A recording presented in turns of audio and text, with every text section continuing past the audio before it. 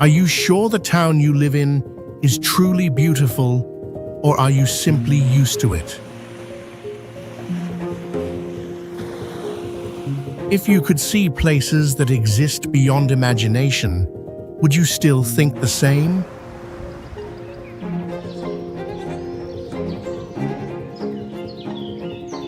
Across the world, there are towns that look like they stepped out of a fairy tale, clinging to cliffs, reflecting beside crystal lakes, and standing out against endless fields of lush green grass.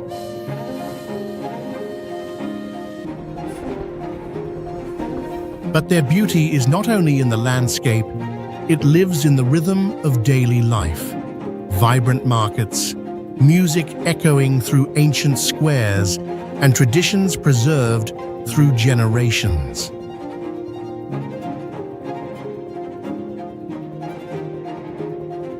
Here, you don't just look, you live the culture, walk through history, and feel every moment differently.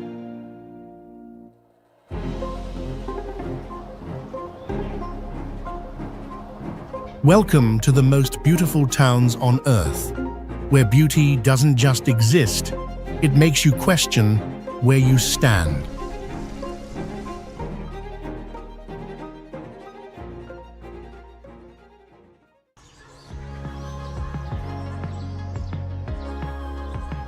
Mandrakia, tucked away on Greece's island of Milos, was formed directly from solidified lava, where white houses are carved deep into volcanic cliffs, existing precariously between the sea and harsh terrain for tens of thousands of years.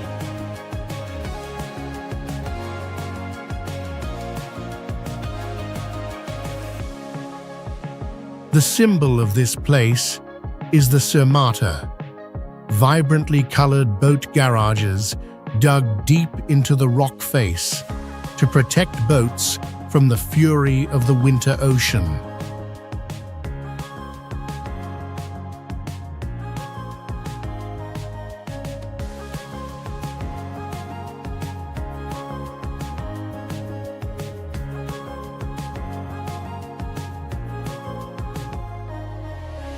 The unique architecture makes these homes seem like amphibious creatures, with the ground floor dedicated to seawater and boat ramps, while the small living spaces sit just above the water's edge.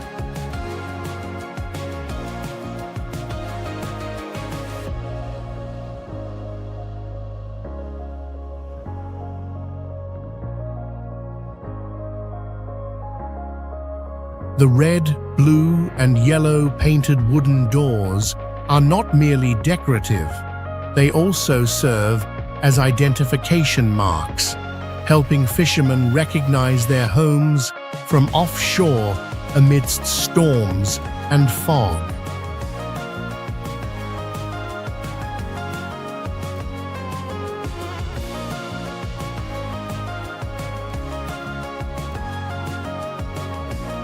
Mandrakia's coast offers no fine sand, but rather a labyrinth of sharp volcanic pumice rocks, compelling visitors to navigate rugged terrain before reaching the crystal-clear waters of the Mediterranean.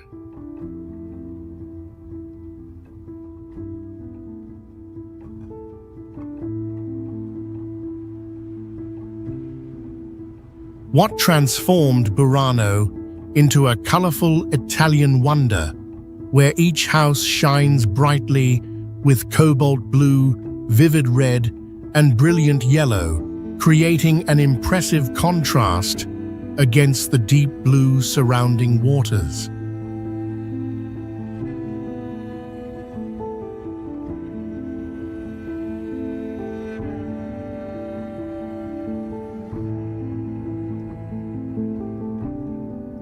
Built on 4 small islands connected by bridges, Burano stands strong on the muddy foundation of the lagoon, showcasing an ancient feat of engineering that has endured for hundreds of years.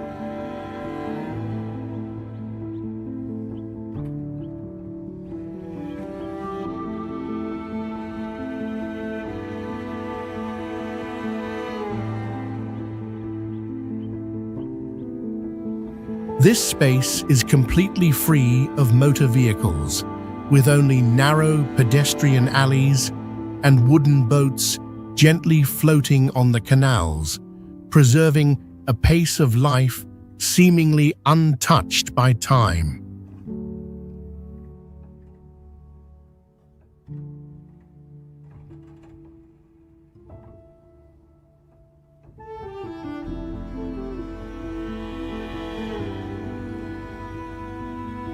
The still surface of the canals transforms into a giant mirror, reflecting the row of multicolored houses, creating a surreal, symmetrical space that blurs the line between reality and illusion.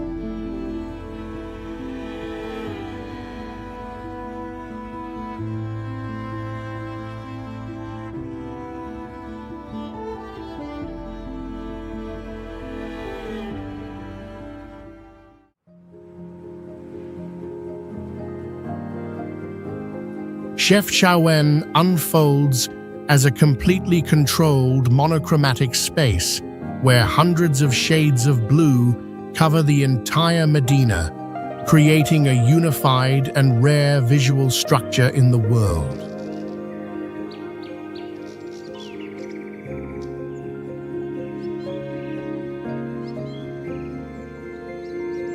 The town carries a history of multicultural refuge, built by Moors and Jews fleeing persecution during the 15th century Reconquista, forming an Andalusian architectural style blended with North African identity.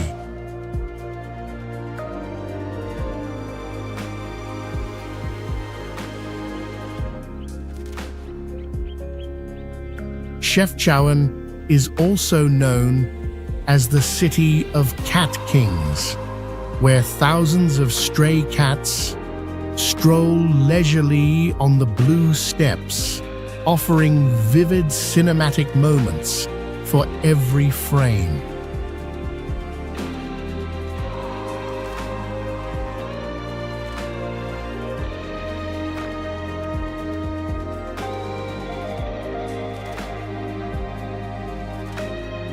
The network of winding alleys following the hilly terrain forms a maze with no dead ends, where simply by following the downward slope, you will always find your way to the central square.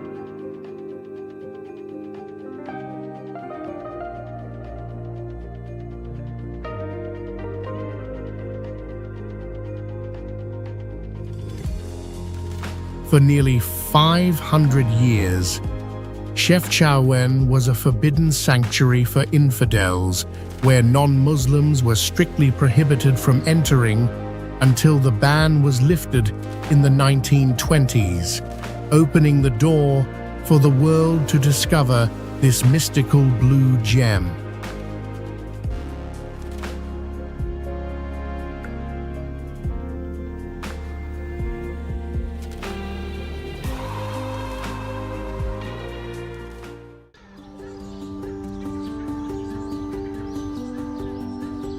Hamnøy and Reine are two iconic fishing villages in the Lofoten Islands, Norway, notable for their vibrant Råbua wooden cabins, nestled beside clear blue waters and against a backdrop of majestic rocky mountains.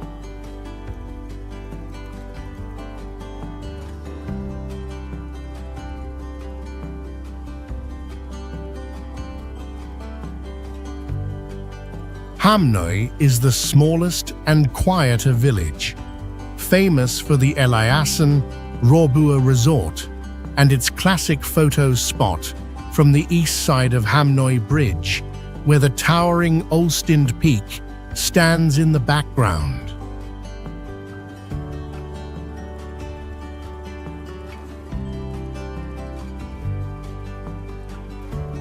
Meanwhile, Rayna is dubbed the Jewel of Lofoten and serves as the administrative center of the area with about 300 residents, also featuring shops, cafes, restaurants, and an ideal starting point for boat or kayak tours of Reinafjorden Bay.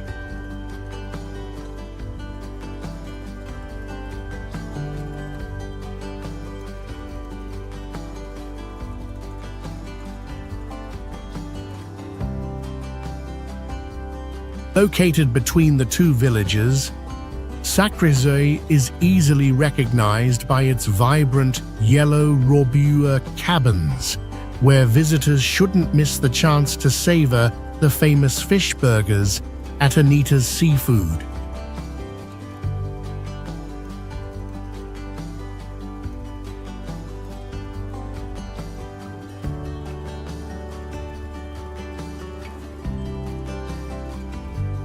Notably, the hike up Reinabringen Mountain, involving about 2,000 stone steps, offers breathtaking panoramic views encompassing Reyna, Hamnøy, and neighboring islands from above.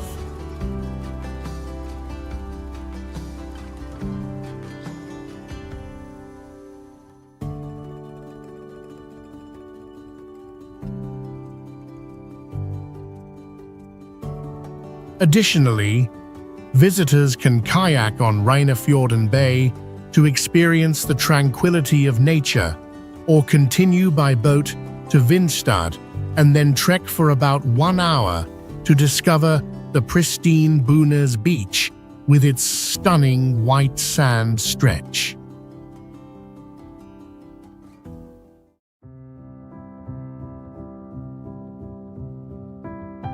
Nestled between the rainforest and the Costa Verde coastline, Paraty emerges as a living heritage of Brazil, where all its Portuguese colonial architecture remains preserved, creating a space that is both ancient and pristine.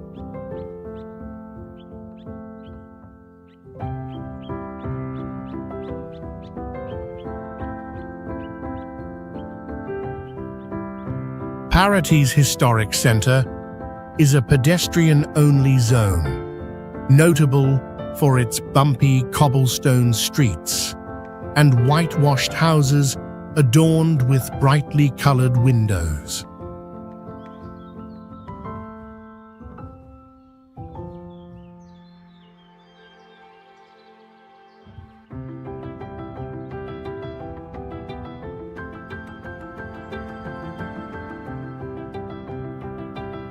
The Church of Santa Rita, built in 1722, is the town's architectural icon and currently houses the Museum of Sacred Art.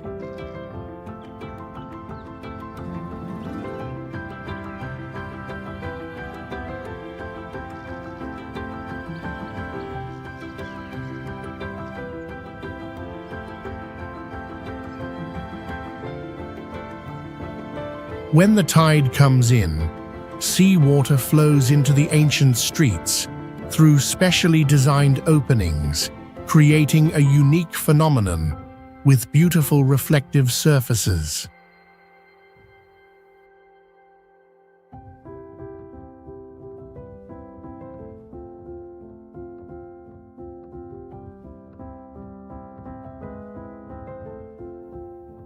Visitors can tour Paraty Bay by schooner to explore islands like Ilha Comprida or swim in Lagoa Azul, known for its crystal-clear water.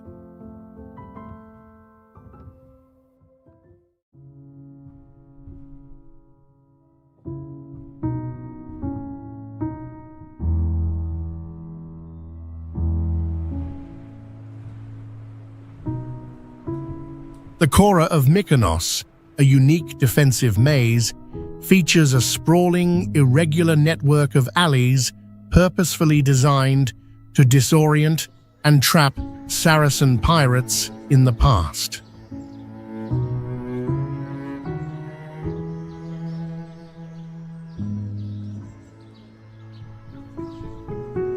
The iconic Cartomili consists of 16 white stone windmills with thatched roofs from the 16th century, standing majestically on a hill facing the sea, a testament to Mykonos's role as a vital stop on global maritime trade routes.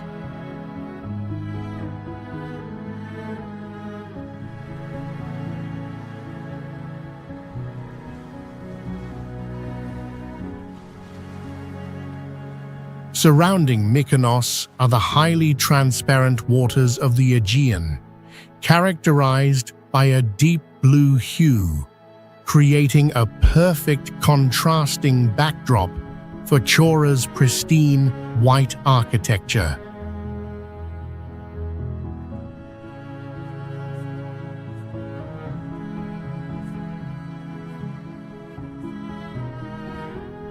The Little Venice district impresses with its 18th century merchant houses built right at the water's edge, where wooden balconies hang directly over the rough Aegean sea waves.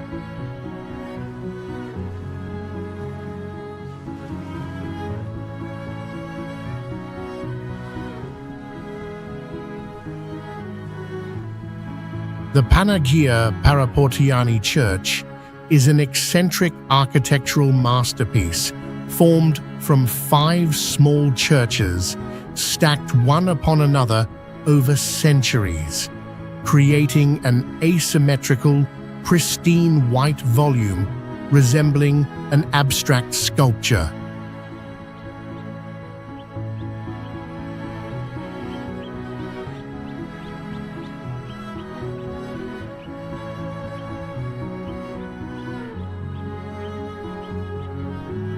Local laws strictly mandate the whitewashing of all houses, while windows and balconies may only be painted in permitted colors such as blue, red, or green to preserve the distinctive visual identity.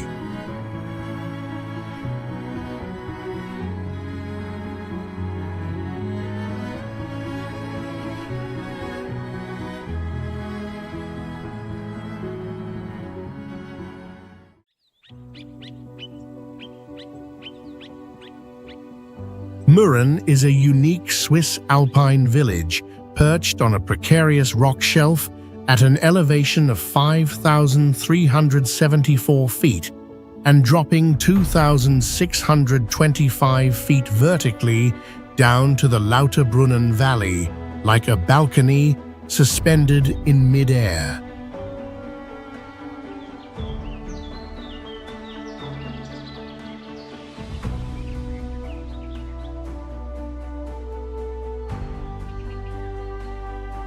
The village was founded in the 13th century by Valser people migrating from the Valais region, bringing with them dark timber architecture and an ancient Swiss dialect that is still preserved today.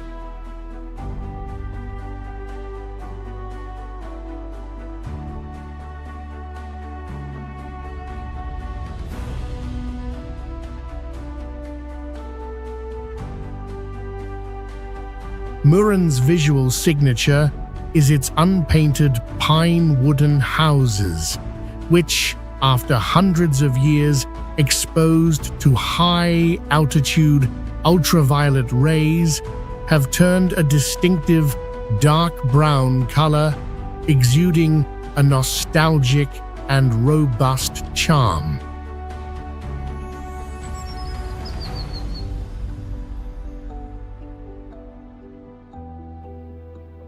The village completely rejects vehicle exhaust, as there are no paved roads leading to it, forcing people to access it by a steep cable car or a cogwheel train hugging the edge of the treacherous cliff.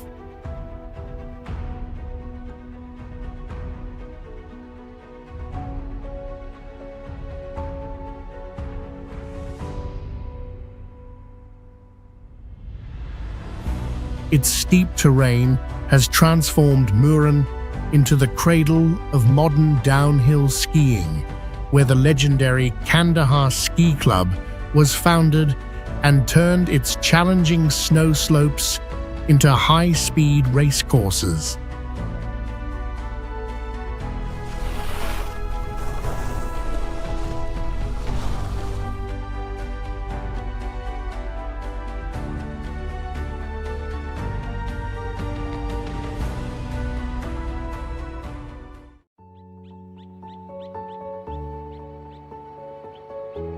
Oia, a town in Santorini, Greece, is perched right on the rim of a gigantic caldera, the remains of one of history's most powerful volcanic eruptions, where the entire urban area clings to the cliff's edge, looking straight down into the ancient lava basin.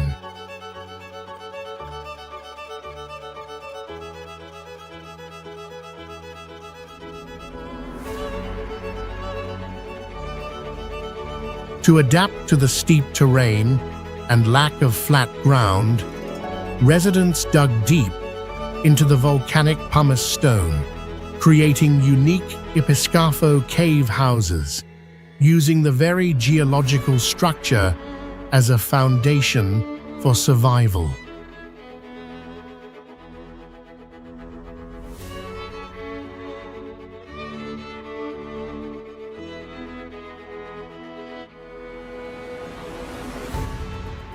The entire town is covered in a perfect blend of pristine white lime wash and cobalt blue domes, creating a striking visual symphony that contrasts sharply with the dark black and deep red volcanic rock below.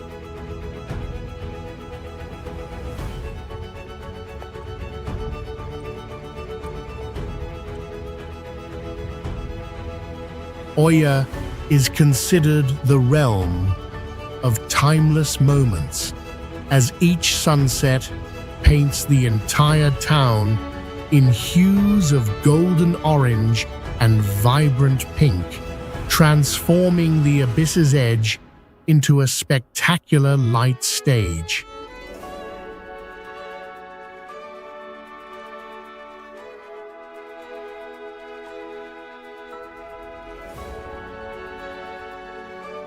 After the devastating earthquake in 1956, Oia was strongly reborn as people rebuilt the town into an aesthetic masterpiece, a testament to its resilience in the face of the Earth's harsh challenges.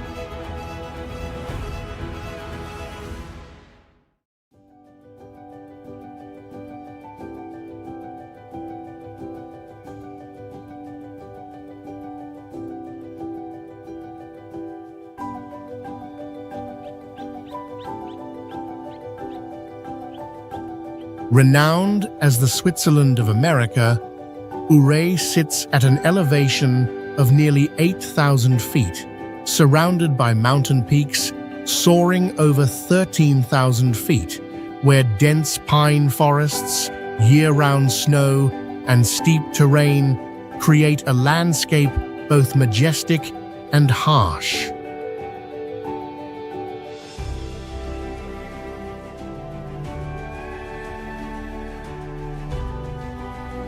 Amidst this wild scenery, the town center stands out with its red brick Victorian buildings from the 1880s, where arched windows and wrought iron balconies craft an aristocratic beauty, charmingly contrasting with the rugged mountain rock.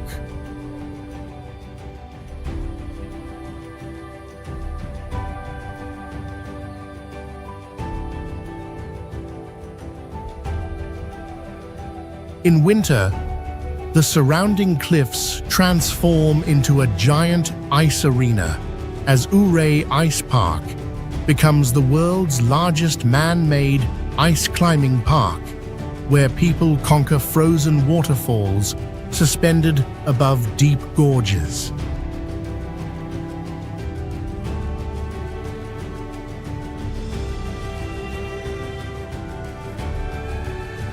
Hidden underground is a system of natural hot springs, providing a stable heat source that balances the harshness of the high-altitude climate with warmth from ancient geological layers.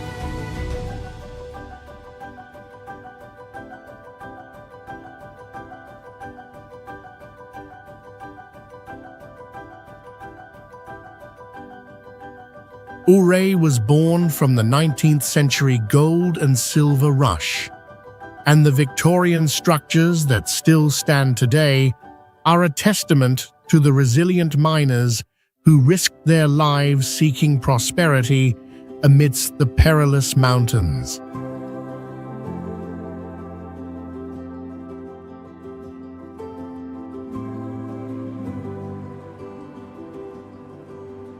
Henningsvær, one of Norway's most unique fishing villages, spreads across small rocky islands in the ocean, where people have adapted to the fragmented terrain and harsh natural conditions.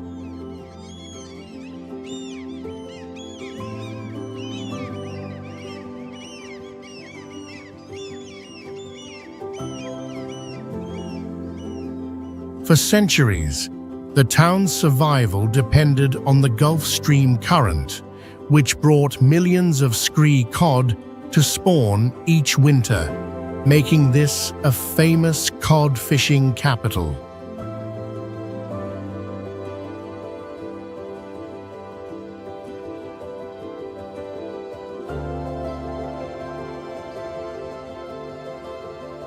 Located deep within the Arctic Circle, Henningsvær faces extreme weather conditions, where unexpected blizzards constantly threaten life on the bare rocky islands.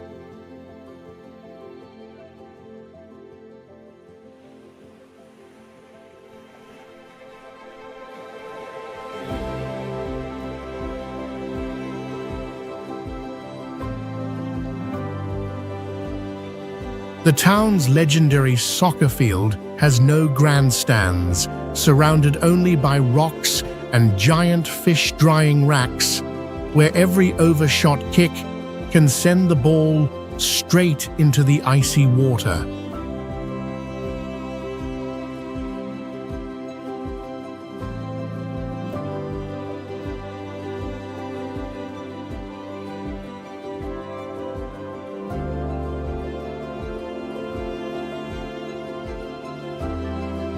The permanent population is only about 500 people, but surges during cod fishing season, and on clear winter nights, the entire town is enveloped in the magical beauty of the aurora borealis dancing across the sky.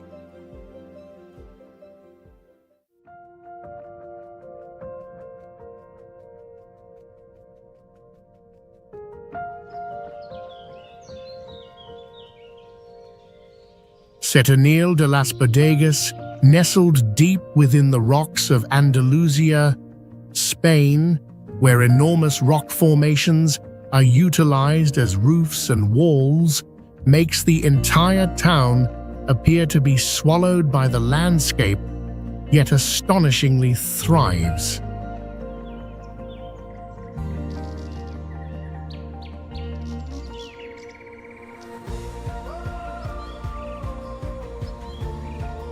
As a prominent stop along the famous Pueblos Blancos route, the town once served as an impenetrable military fortress during the Middle Ages, thanks to its hidden position within a rugged gorge.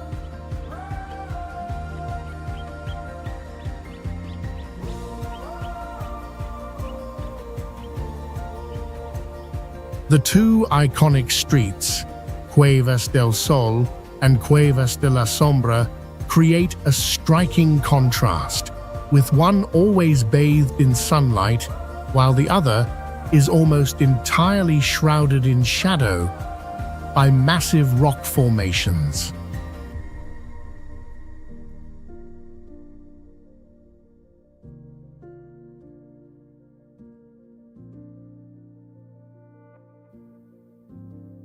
Millions of tons of surrounding rock act as a natural air conditioning system, keeping living spaces cool during the harsh summers and warm during Andalusia's cold winters.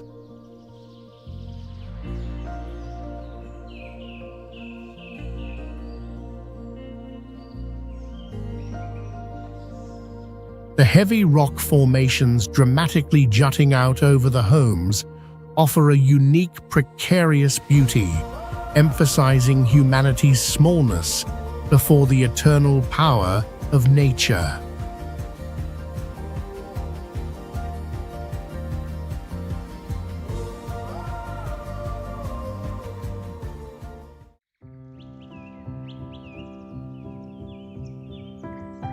At an elevation of over 6,800 feet, Ushguli appears as a settlement defying all limits, where people continuously sustain life at the highest point in Europe.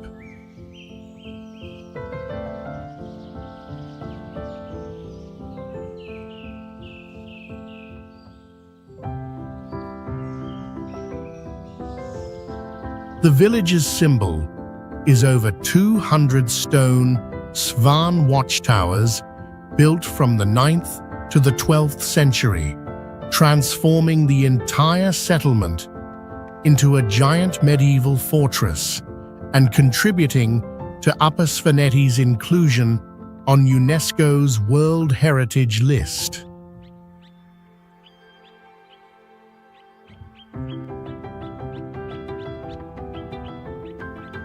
The Svan people here possess a distinct, unwritten language that is unintelligible to the rest of Georgia, preserved intact through thousands of years of high mountain isolation.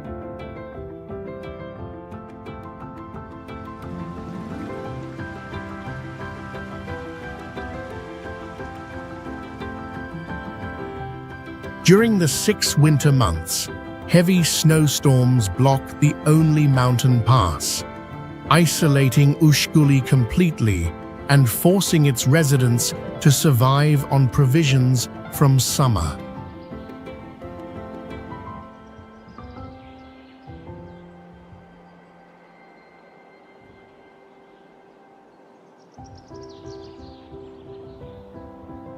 These stone watchtowers were not only used to defend against foreign invaders, but also served as shelters during clan feuds, while the dark grey slate blocks, weathered and eroded over time, have created a solemn, melancholic, and resilient beauty for the entire village.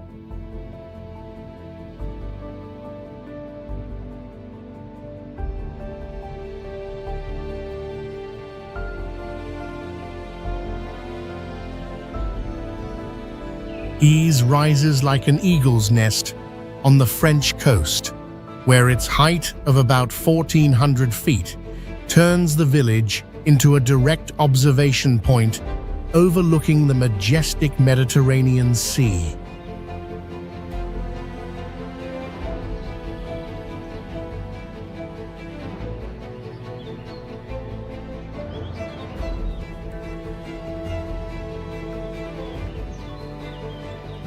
The entire village is built from natural stone in shades of light yellowish brown and warm gray, and under the brilliant Mediterranean sun, Ys appears as a captivating bronze sculpture.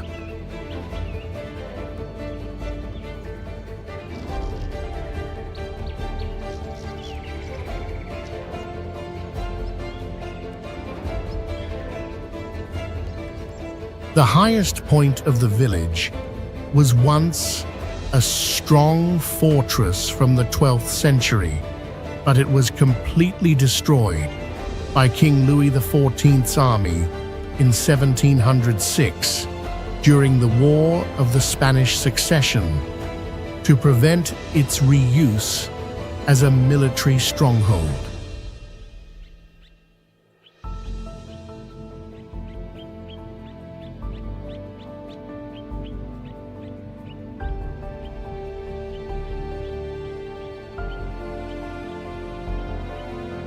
Upon the foundations of those ruins, the Jardin Botanique d'Aix was formed, becoming a unique botanical garden with hundreds of species of cacti, aloes, and rare succulents from South America and Africa.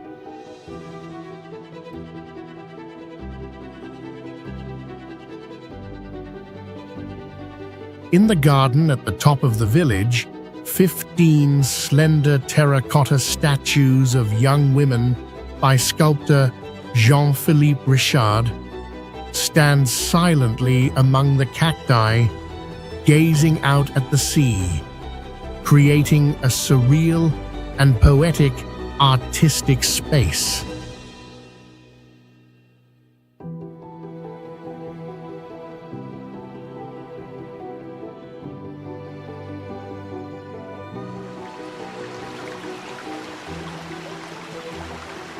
Lavatetso is nestled in a steep V-shaped valley where both banks of the river are surrounded by densely forested cliffs, creating an enclosed, isolated, and dramatic space.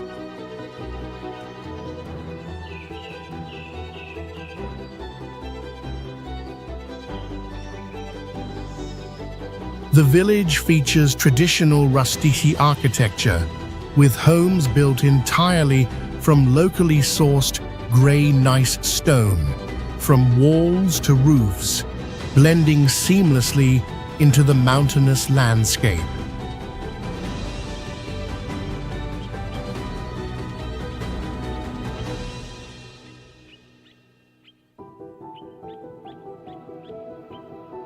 The Ponte dei Salti Bridge is the symbol of Lavatetso village, an ancient stone bridge with two arched spans crossing the Verzasca River, a popular spot where many people often leap into the crystal-clear waters for an exhilarating experience.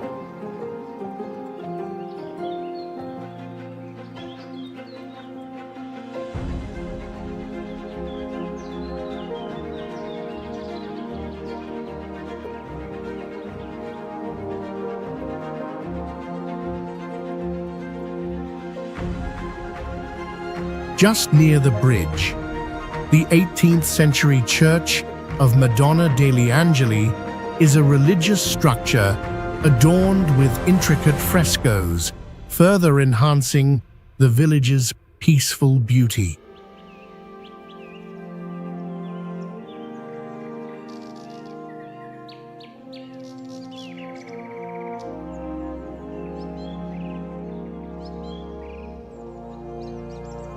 The Verzasca River boasts an emerald green color so transparent that individual pebbles are clearly visible to depths of over 32 feet, creating a rare and captivating beauty.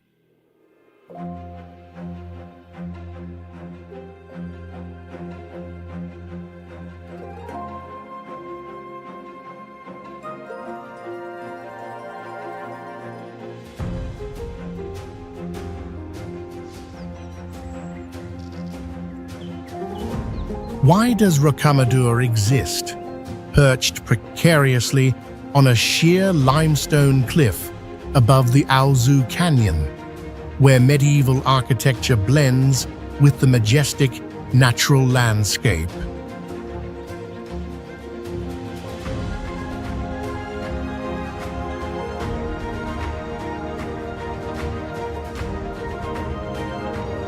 The village is divided into three distinct levels. The lowest level is the residential area with traditional stone houses. The middle level is the sacred cité religieuse, and the uppermost level is the fortified castle protecting all of Rocamadour.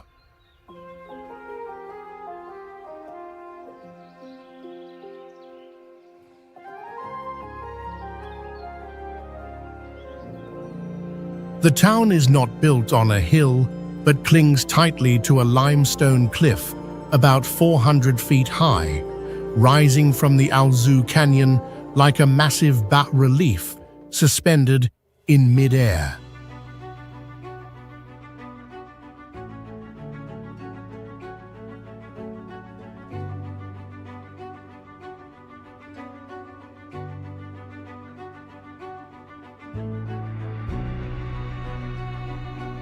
To reach the sacred chapels, pilgrims must ascend the grand staircase, which has 216 stone steps, where in the past they would climb on their knees as a severe form of penance.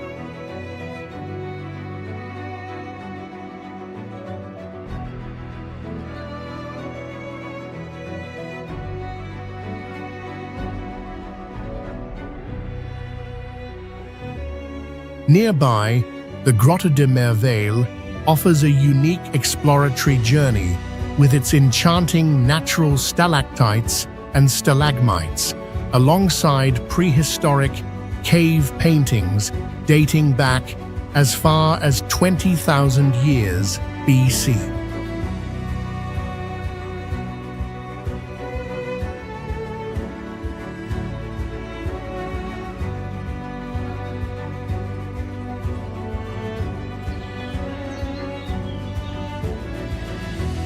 Hallstatt is an ancient town situated by Lake Hallstätter Sea.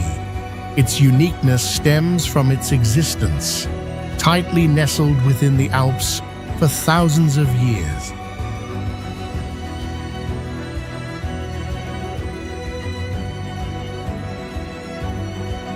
The Dachstein mountain range, rising abruptly to more than 6,500 feet, encircles and compresses the urban area into an impossibly narrow strip of land, with lead-grey limestone cliffs creating a constant visual pressure.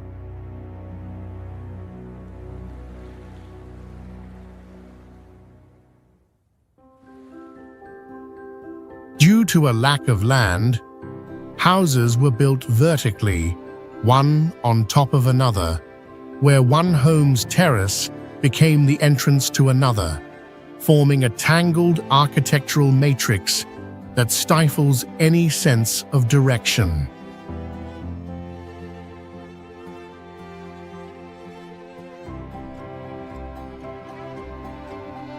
The Evangelical Church, with its sharp spire piercing the valley's confinement, stands as a spiritual anchor amidst an ocean of mist and grey stone.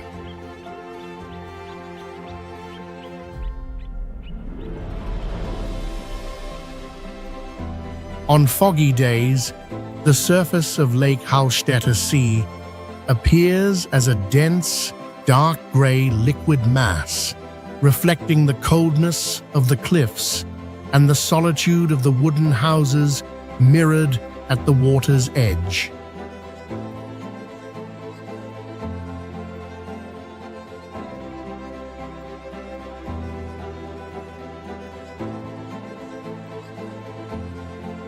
Hidden among the Alps, Lauterbrunnen emerges as a pristine glacial valley in Switzerland, where sheer cliffs and massive waterfalls create a spectacular scene.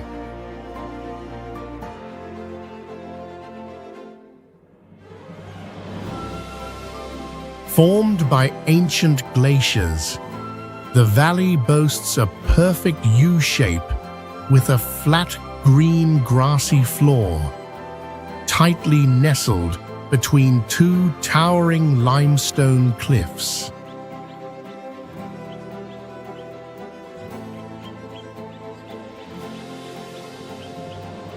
Honey-colored wooden chalets nestle at the foot of the cliffs, creating a warm contrast between human presence and the rugged nature.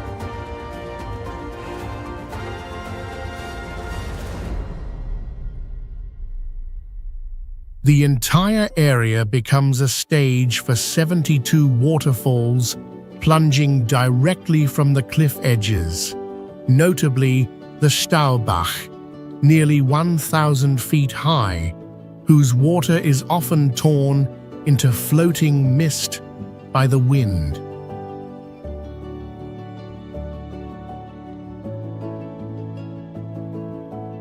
Deep within the mountain, the underground Trimmelbach Falls system carries more than 700 cubic feet of water per second, silently roaring and eroding the limestone mass over time.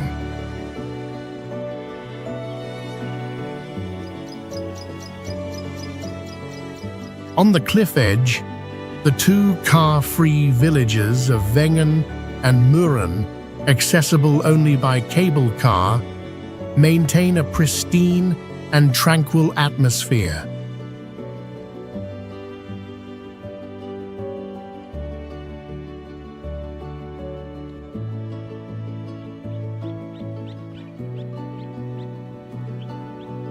Grindelwald, nestled deep within the Swiss Alps, unfolds as a vast valley where pine-wood chalets are scattered amidst wild nature, creating a striking contrast between its grand scale and a cozy feeling.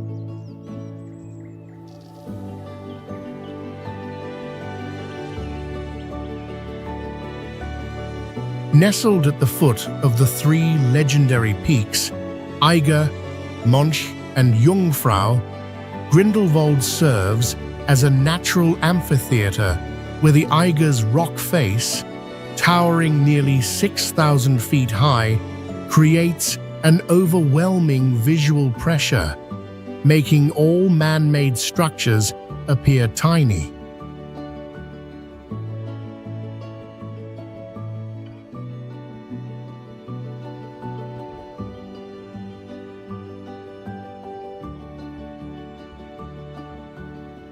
The wooden balconies are adorned with tens of thousands of vibrant red geraniums, creating a soft, proud burst of color that contrasts with the cold gray hues of the surrounding rock mountains.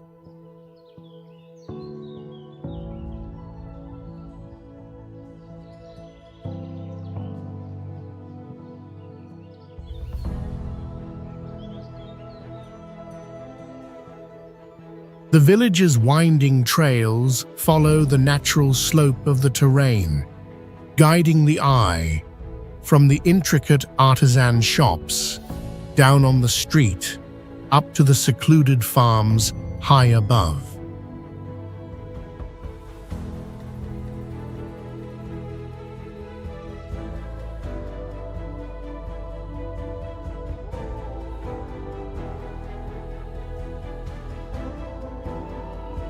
Once called Gletscherdorf, the village of glaciers, Grindelwald still bears the marks of the Ice Age with its geological scars and an eternal chill that envelops the space.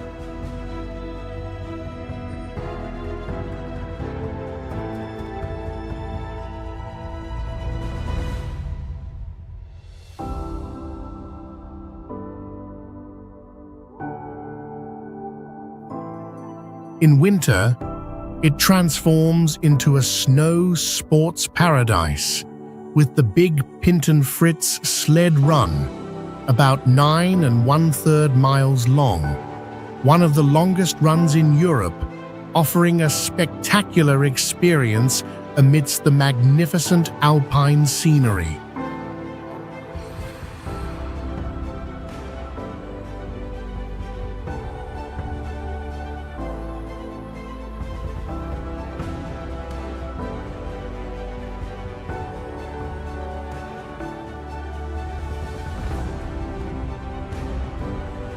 How can a tiny town hide itself between two giant cliffs, yet once be the center of power for an entire kingdom?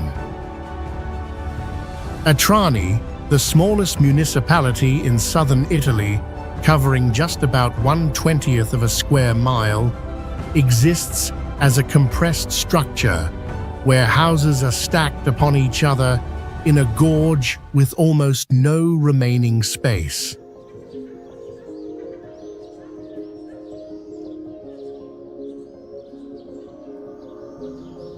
Nestled right next to the famous Amalfi, but almost invisible to tourists, Atrani still preserves its medieval urban structure and a rare, authentic local way of life on the Amalfi coast.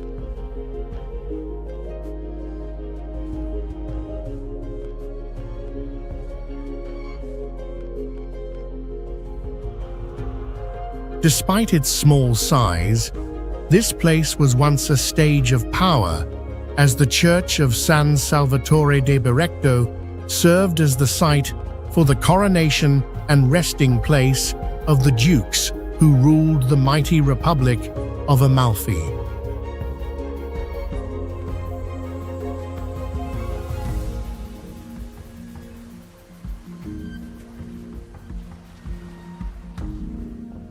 Atrani's architecture is a multi-dimensional labyrinth with steep staircases, dark underground alleys, and interwoven vaulted corridors, creating an urban structure that feels unreal yet utterly captivating.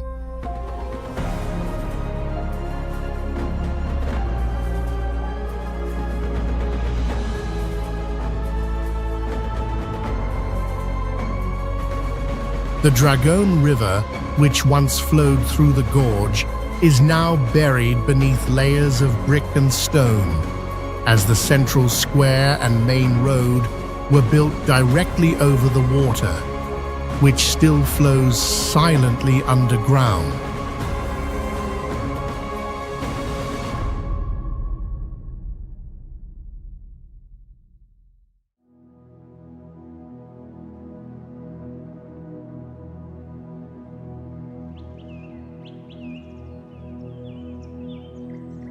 On the slopes of Monte Bre, Gandria appears as an ancient fishing village, reflected in the clear blue waters of Lake Lugano, where its pristine beauty and car-free environment create a Mediterranean-like scene in the heart of Switzerland.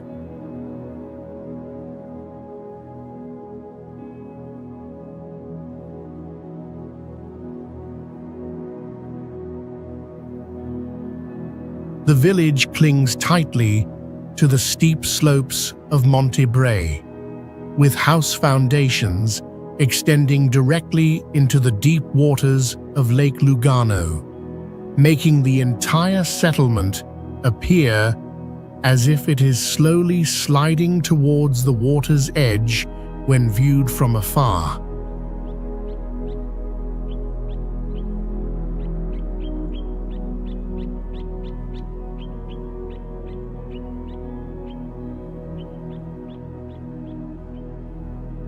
Across the lake from Gandria is the Swiss Customs Museum, an old guard post accessible only by boat, preserving stories of border guards chasing smugglers.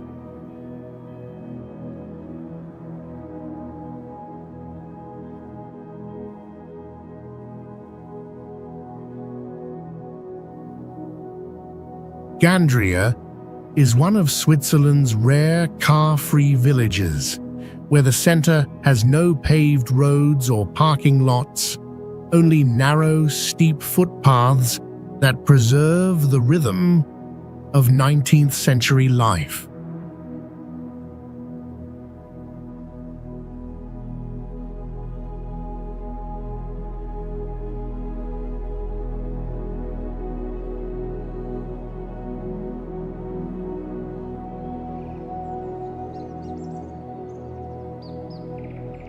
What makes Saint-Saphorin a unique heritage village, clinging to the steep slopes of the UNESCO-recognized Lavaux Vineyard region?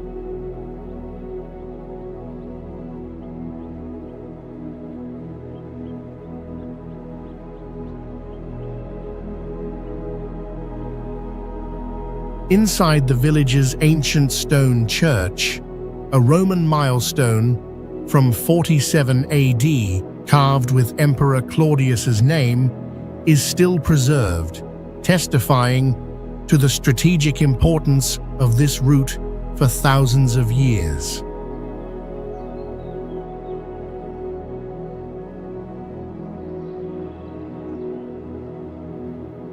To allow full sun exposure for the vineyards, the homes built from the 16th to the 19th centuries are constructed closely together and compressed, forming a solid and distinctive architectural block.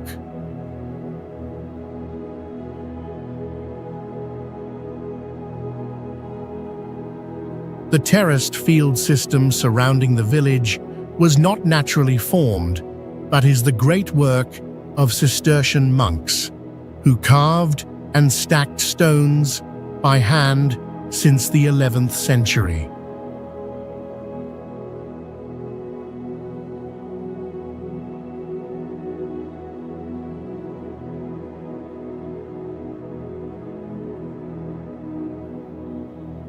The vineyards in San Safaran are nurtured by a unique three suns phenomenon, including direct sunlight from the sky, light reflected from the surface of Lake Léman, and heat absorbed by the stone walls that then radiates at night.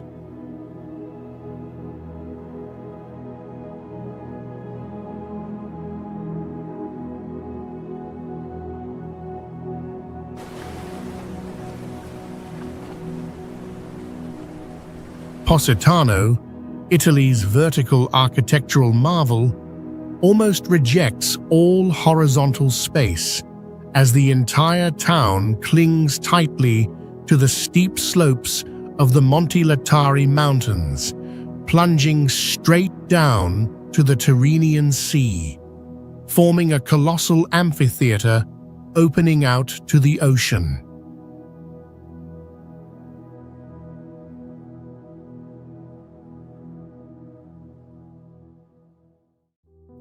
Seen from offshore, Positano appears as a grand pastel pyramid, assembled from thousands of peach, lemon yellow, and earthy orange blocks, creating a dazzling architectural entity that contrasts with the majesty of the sea.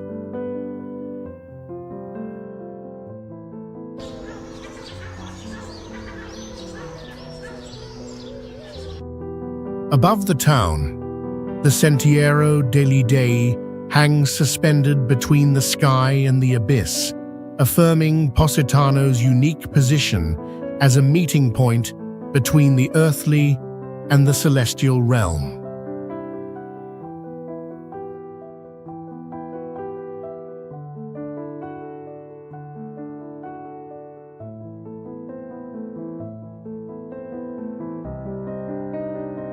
The heart of the town lies at Spiaggia Grande, a dark pebble beach at the bottom of an architectural funnel where all the slopes converge, becoming a perfect stage for thousands of balconies above to showcase their beauty.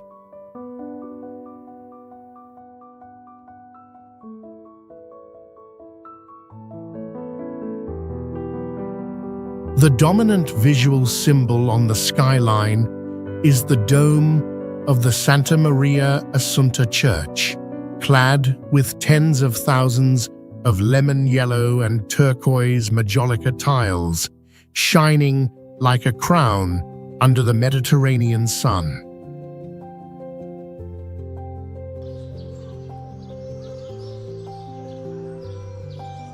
Primošten, a coastal town in Croatia located between Šibenik and Trogir on the Adriatic coast, once existed as a detached island.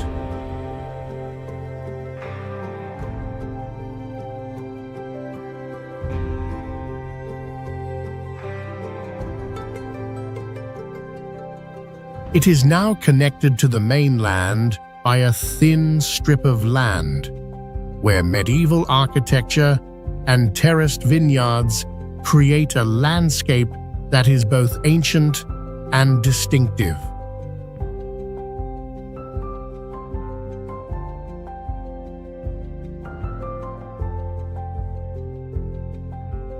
The town's dense urban structure was shaped by the fear of war, as the entire settlement was built as a fortress with a drawbridge, and that defensive shell has today fossilized into an architectural masterpiece.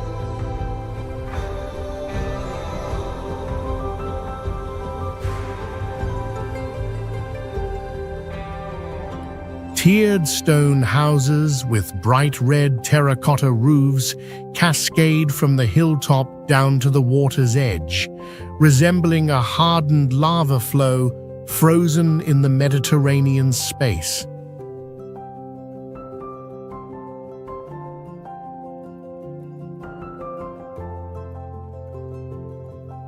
The seawater surrounding the town achieves extreme clarity, revealing the white limestone seabed and creating a spectacular color transition from vibrant turquoise to the deep blue of the Adriatic Sea.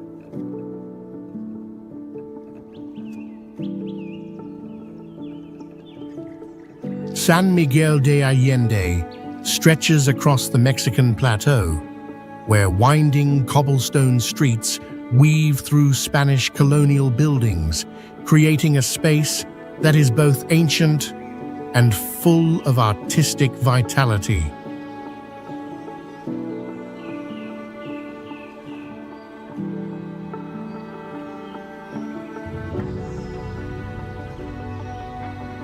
Situated at an elevation of more than 6,200 feet, the city enjoys a cool climate year-round with crisp, thin air, creating a feeling of eternal spring.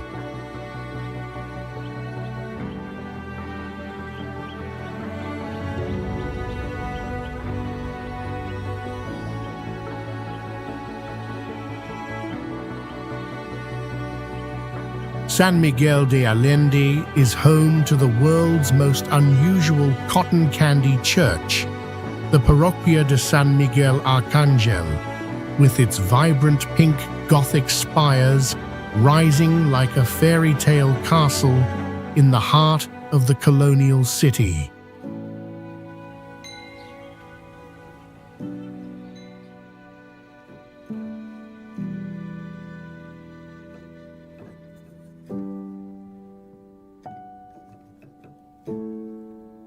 The entire historic center is strictly preserved by UNESCO, where there are no traffic lights, neon billboards, or any modern elements that disrupt its 18th century atmosphere.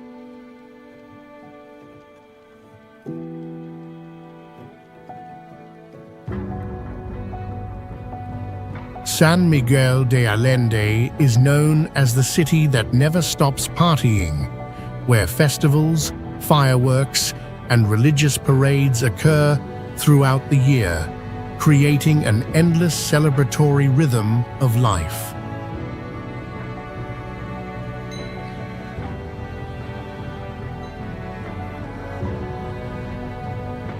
During every festival or wedding, mojigangas, reaching up to 13 feet tall with exaggerated faces, dance through the cobblestone streets, bringing a vibrant and traditional atmosphere.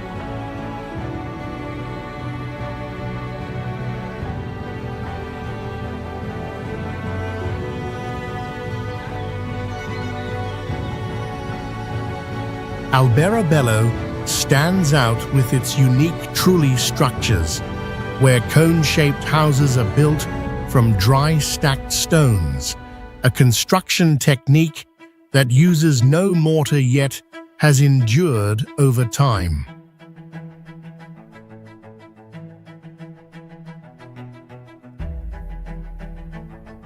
The town spreads across rolling hilly terrain, where cobblestone streets gently wind along the natural slopes of the valley, creating a harmonious and distinctive architectural landscape.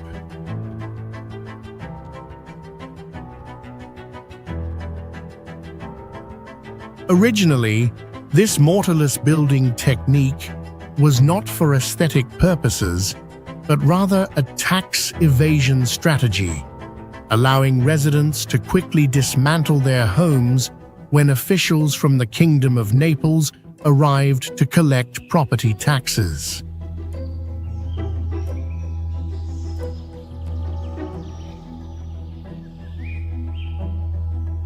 On many cone-shaped roofs, magical symbols like the sun, moon, a pierced heart, and zodiac signs are painted with white lime, reflecting a blend of astronomical, religious, and pagan beliefs meant to ward off evil spirits and bring good fortune.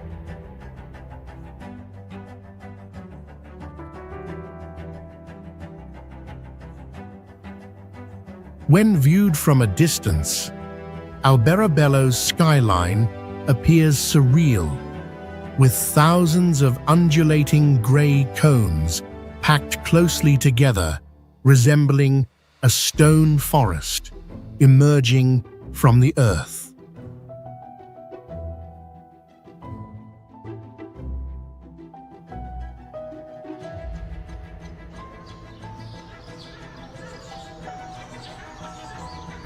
Perast, Montenegro's Baroque jewel, is nestled in Boca Bay, appearing as an open-air museum where 16 ancient palaces line the coastline, directly facing the giant limestone cliffs that encompass the entire area.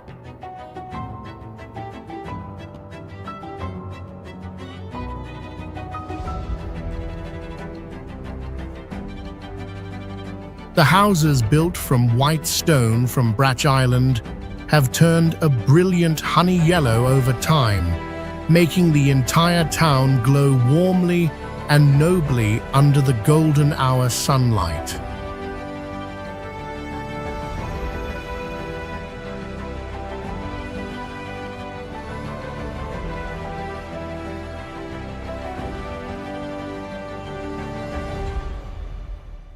Along the coastal Riva Promenade, stone balconies, arched windows, and intricately carved staircases create a symmetrical architectural facade where every palace faces directly out to the vast ocean.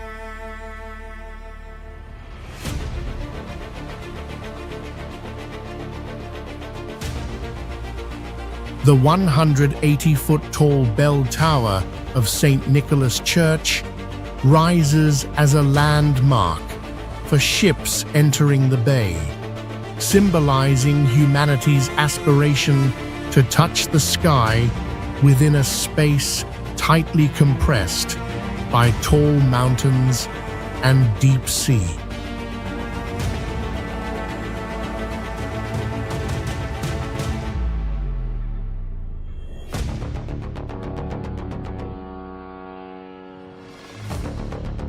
Annually, on July 22nd, the Façanada tradition is reenacted as locals row out to the island to continue throwing stones into the sea, maintaining the island's foundation against the encroachment of the ocean.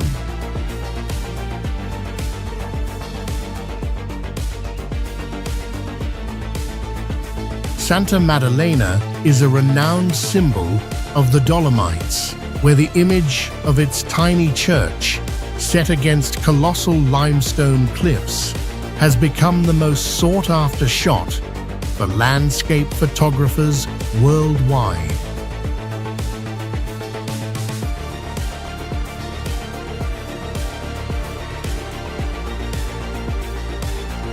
The entire Odell mountain range surrounding the village has been recognized as a UNESCO World Heritage Site for its unique geological value and timeless natural beauty.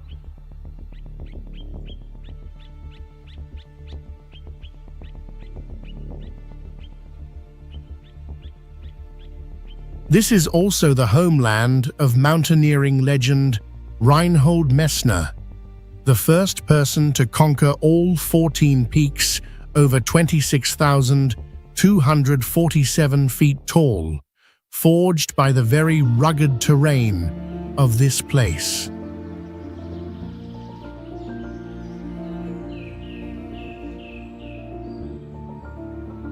Although part of Italy, Santa Maddalena deeply embodies Tyrolean culture with German as its main language, creating a unique cultural blend evident in its architecture and lifestyle.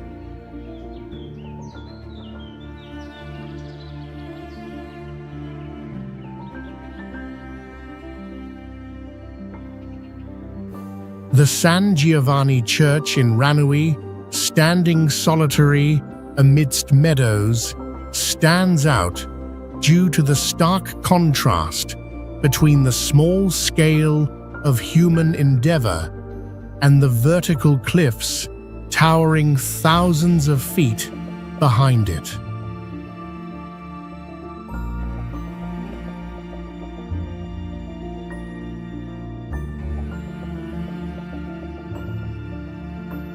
With a population of only a few hundred people, the valley maintains absolute tranquility, where the dominant sounds are merely the ringing of cowbells and the wind whistling through rock crevices, while the surrounding cliffs are in fact ancient coral reefs uplifted by tectonic collisions, forming a magnificent open-air fossil museum.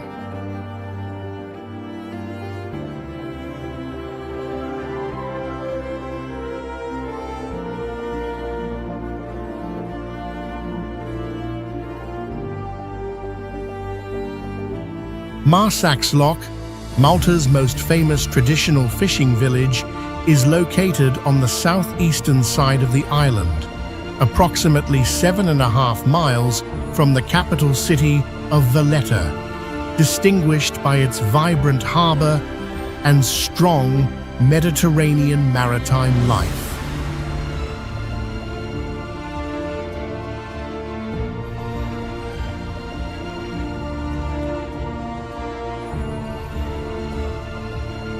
The characteristic architectural structure of Marsaxlokk is evident in the boxy, square houses built from Malta's distinctive Globigerina limestone.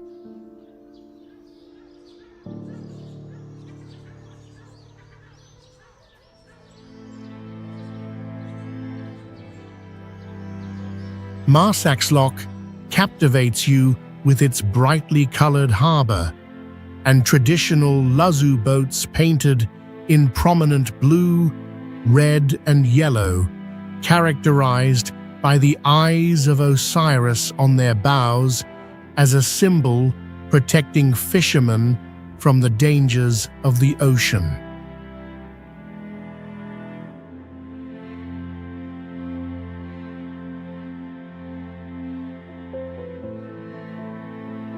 Along the waterfront, numerous seafood restaurants offer you an authentic marine culinary experience, notably featuring Malta's renowned lampuki fish when it is in season.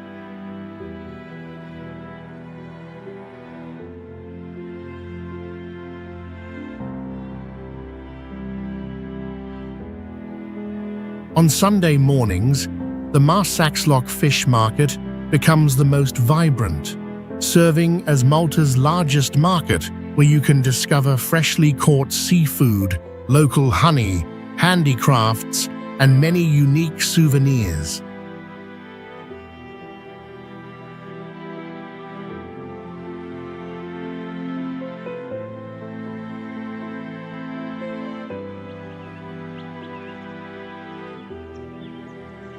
Ronda, Spain's dramatically divided city, sits atop two massive rock formations completely separated by the El Tahoe Gorge, which is over 400 feet deep, creating one of the most spectacular urban landscapes on the planet.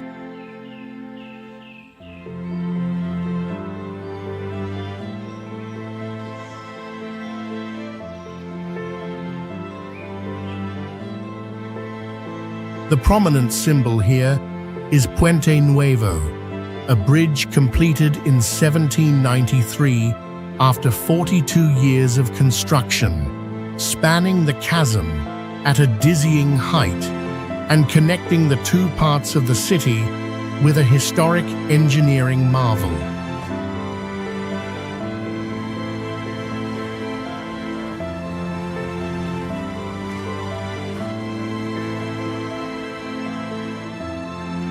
White houses built right on the edge of the abyss create a dramatic hanging architecture where balconies seem to float in mid-air, strongly contrasting with the heavy rock mass below.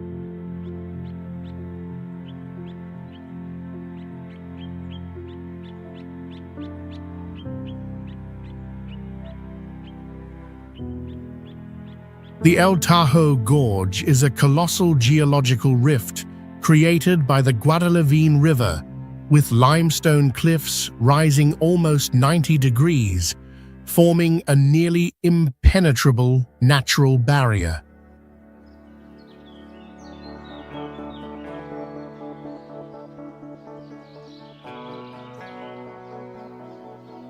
At the foot of the cliffs, the lush green Vega Valley with olive groves, vineyards, and ancient farms creates a strong color contrast between the vitality of nature and the harsh gray of the rock.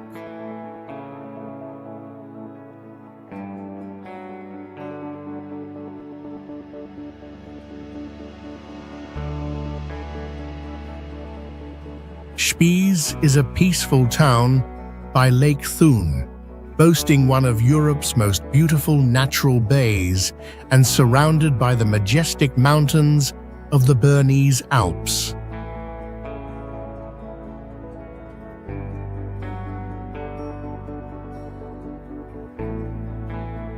The area's prominent center is Spiez Castle, dating back to the 10th century, situated on a rocky peninsula extending into the lake, and once home to powerful knight families such as the von Strettlingen and von Bubenberg.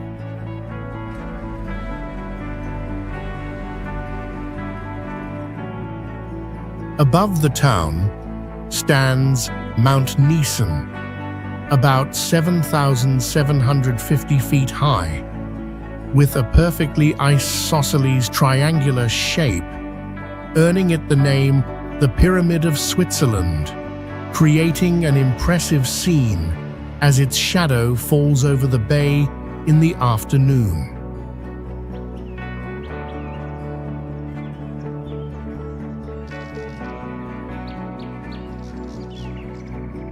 Next to the castle is an ancient stone church from the 10th century, displaying an early Romanesque style with a simple, solemn, and deeply historical design.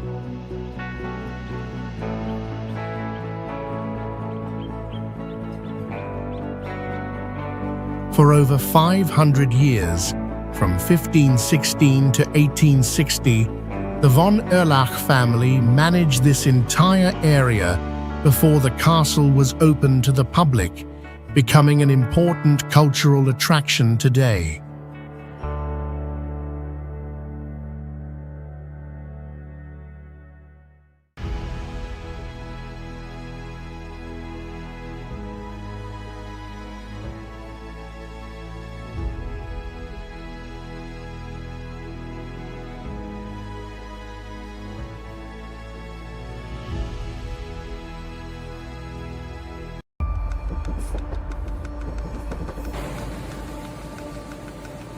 Would you dare to step onto a train where the sound of steel grinding against the rails echoes above a bottomless drop?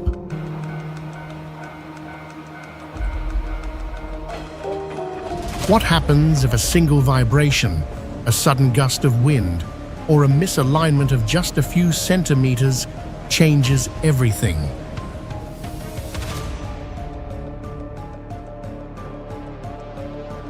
These railway routes, cling to vertical cliffs, hang over gorges hundreds of meters deep, and twist through unstable mountains as if challenging gravity itself. And elsewhere, they weave through densely populated neighborhoods with millimeter-level precision. Passengers don't just travel. They hold their breath, grip their seats, feel the metallic tremors beneath their feet, and wonder if the tracks continue ahead. These are the most dangerous railway routes on Earth, impossible places where every meter is a gamble with fate.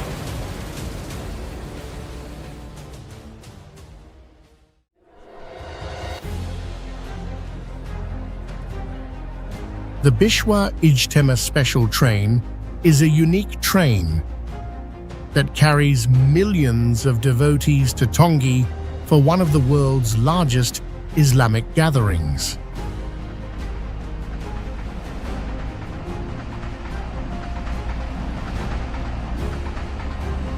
A train designed for about 1,000 people can carry 5 to 10 times its capacity, making it one of the most extreme images of railway traffic overload on the planet.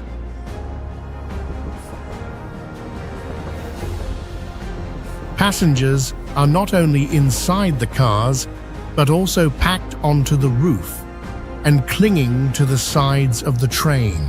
From a distance, the entire train looks like a giant living carpet on the move. Do you dare to step onto this train and experience the perilous spiritual journey that millions still choose every year? Please leave us a comment to let us know.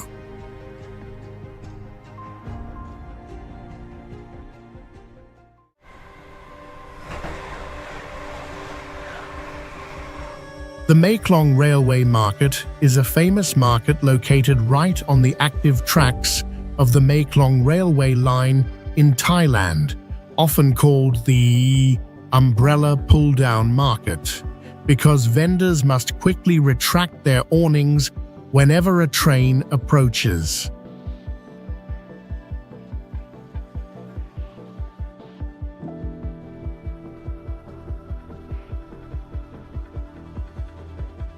What makes this place globally famous is that the train runs straight through the middle of the market, so close that goods and vendors are only a very narrow distance from the train's body.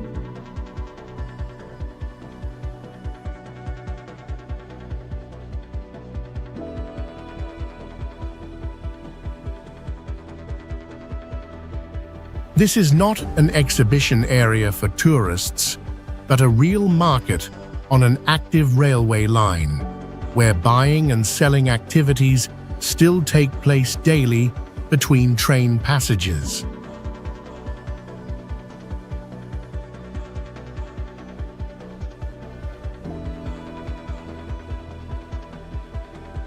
The space is so narrow that in many pictures, the train's body looks as if it's almost touching vegetables, baskets of goods, and even observing tourists.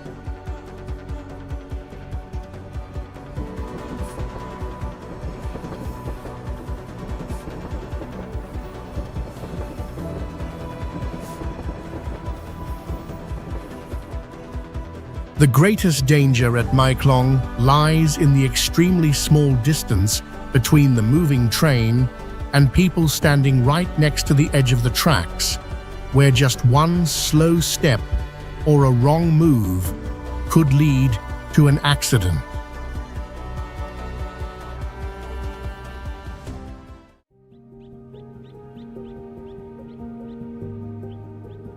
Optics Valley Suspended Monorail, also known as Optics Valley Photon, ushered in a new era by becoming the first commercial suspended monorail in China.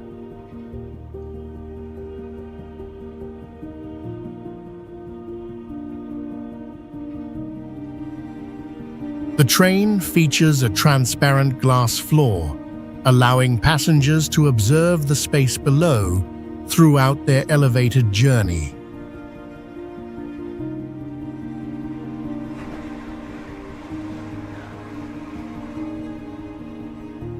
Each standard train set consists of 2 cars with a maximum capacity of about 220 people, and additional cars can be added when demand increases.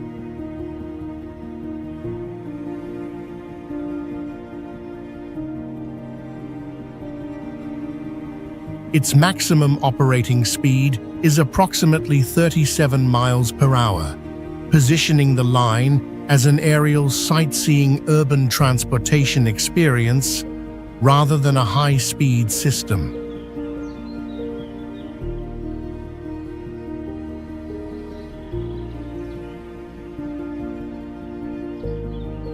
Its greatest appeal lies in the feeling of being in a futuristic train, suspended in mid-air, as the entire train hangs below the tracks instead of running on the ground.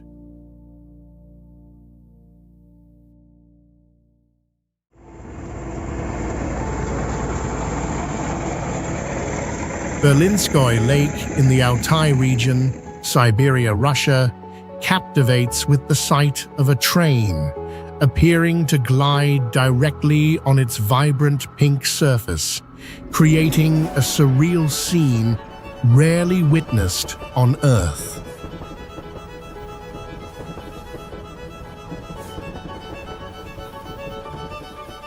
In reality, behind this surreal sight lies a unique industrial salt mining system where railroad tracks are laid directly on the shallow lake bed to transport salt from the extraction point to the shore.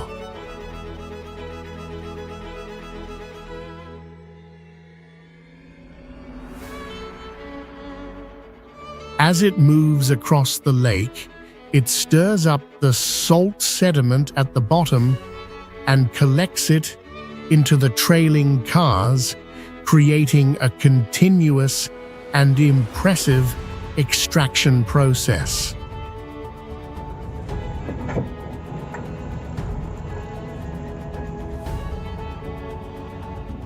The most striking aspect is that the train appears to be running on water as its wheels glide over the tracks submerged in the shallow lake.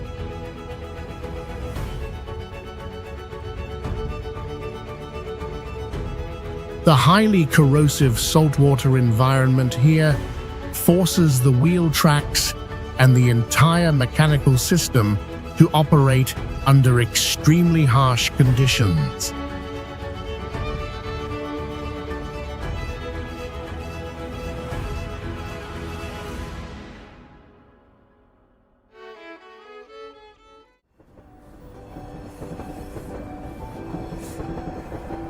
FCAB stands for Ferrocarril de Antofagasta, Bolivia, one of South America's most crucial industrial railways, serving as a vital artery connecting strategic resource regions.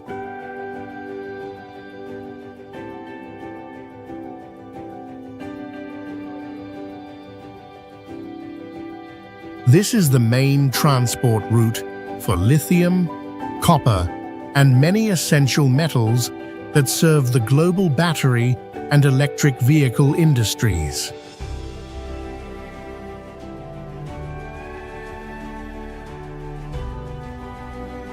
Some sections of the route are located at an elevation exceeding 13,000 feet above sea level, where the thin air challenges both humans and machinery.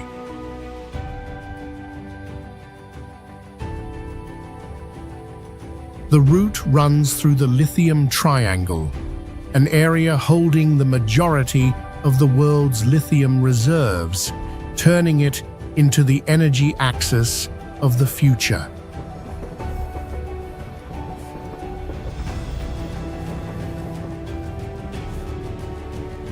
Many rail sections stretch for hundreds of miles with no stops or signs of human presence, creating a rare isolation on modern railway lines.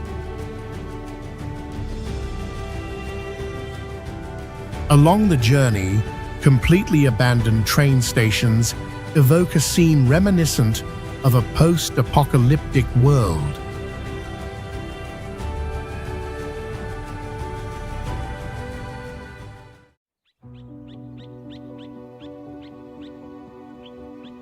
Nestled among the Shan State Mountains in Myanmar, the Goktaek Viaduct stands as a giant steel bridge spanning a deep gorge near Nong Keo on the railway line connecting Pien U Lwin to Lashio.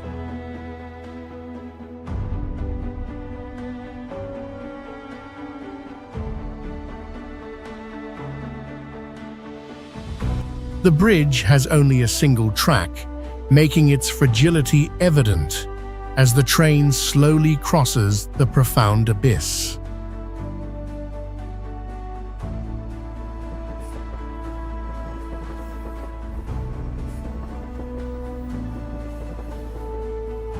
With a length of approximately 2,260 feet and a height of about 335 feet, the Goktaek Viaduct is often referred to as the highest railway bridge in Myanmar.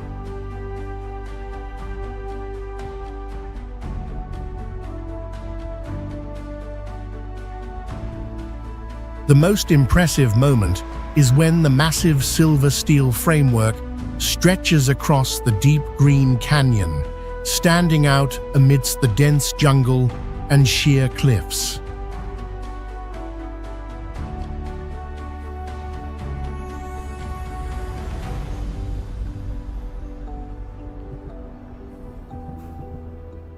The bridge is so famous that writer Paul Theroux described it as a geometric silver monster amidst mountains and jungle, becoming one of the iconic literary images of this structure.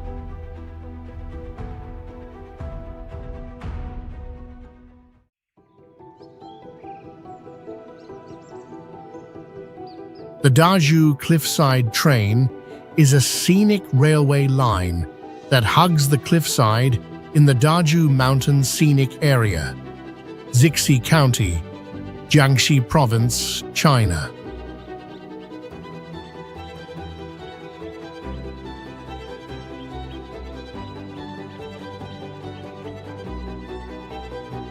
The line is approximately 7 3/10 miles long, though some tourism sources record 8 2/10 miles due to differences in calculating the entire route or the section serving visitors.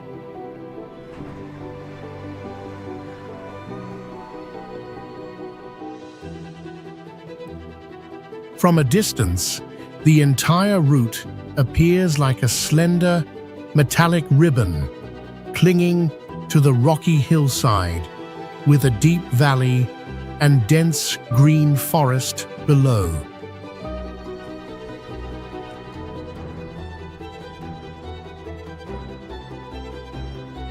The most obvious danger is the height and the cliff-clinging position, as more than 1/3 of the line runs along the mountain's edge at an elevation of hundreds of feet above the valley floor.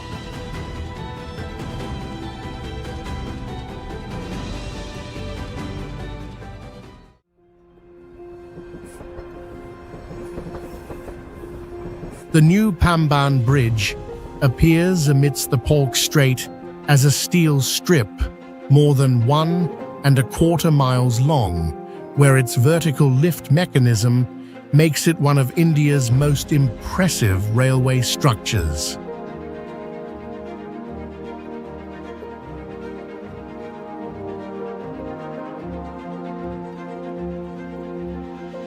The most remarkable feature of the structure is its vertical lift span, which is about 238 feet long and can be raised approximately 56 feet for ships to pass through, showcasing the modern engineering advancement of India's railway industry.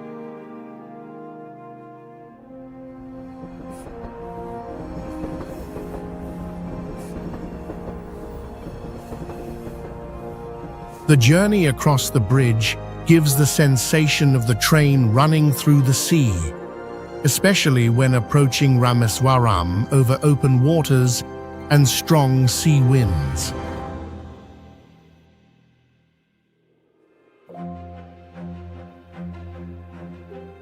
Before the new bridge was built, the old Pamban Bridge, inaugurated in 1914, was India's first sea bridge and a historical symbol of this route for over a century.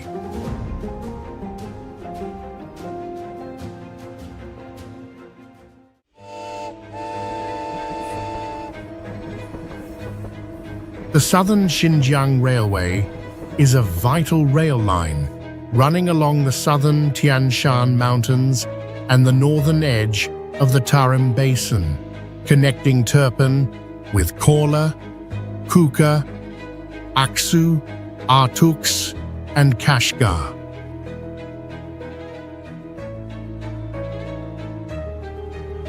This route serves as the backbone of southern Xinjiang's transportation system, linking cities along the Taklamakan Desert with China's extensive transport network.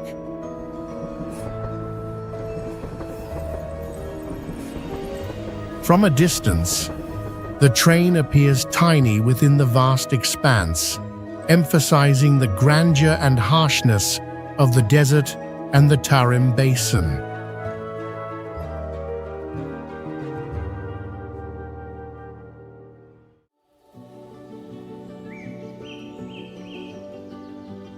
Nanjing Metro Line S9, also known as Ningao Intercity, is a suburban metro line approximately 32.5 miles long with 6 stations.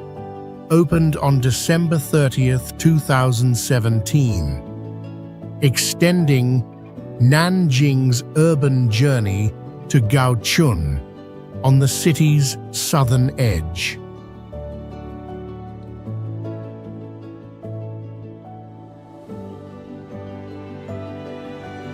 Unlike metro lines bustling through concrete jungles, the S9 gives the impression of a train leaving the rhythm of a major metropolis to glide into wide-open spaces with glimpses of lakes, fields, and sparsely populated outskirts.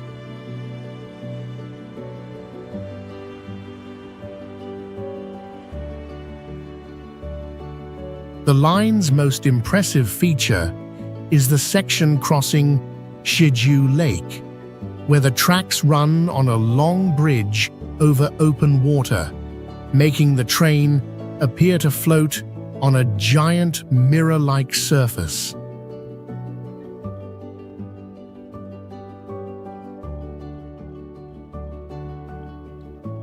Because of this, the S9 doesn't create the tension of deep chasms or cliffs, but rather a very different feeling: the isolation, vast emptiness, and silence of a modern railway traversing an almost unobstructed space.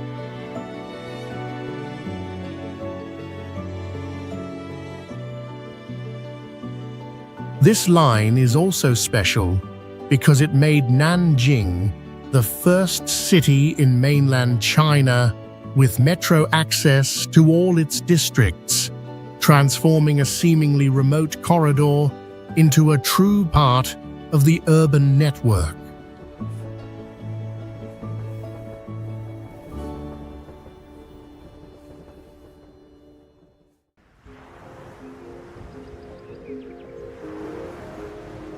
The Dawlish Sea Wall in Devon is not only one of the most beautiful coastal railways in England, but also a place where the tracks run so close to the ocean that there is almost no safe distance between the train and the waves.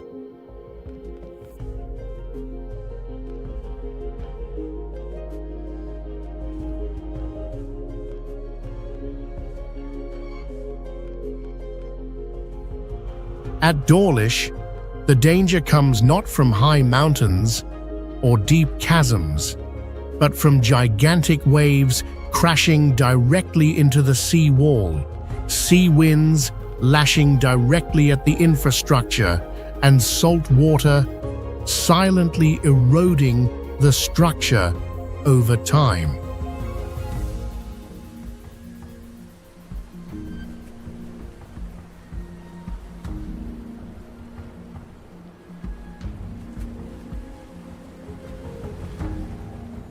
This fragility became starkly evident on February 4 and 5, 2014, when a major storm collapsed a portion of the railway line, severing the connection between the southwest region and the rest of England for 8 weeks.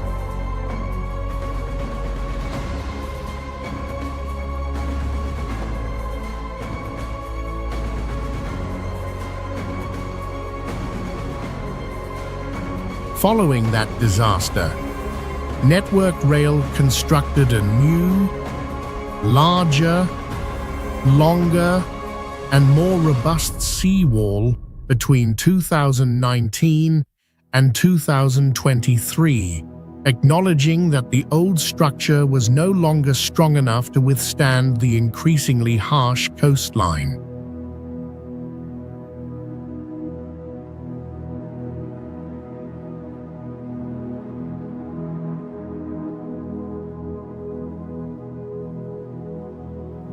But the paradox of Dawlish is that when the sea is calm, it is one of the most beautiful coastal railways in Europe. Yet when a storm brews, that very landscape immediately transforms into a battlefront between steel and the ocean.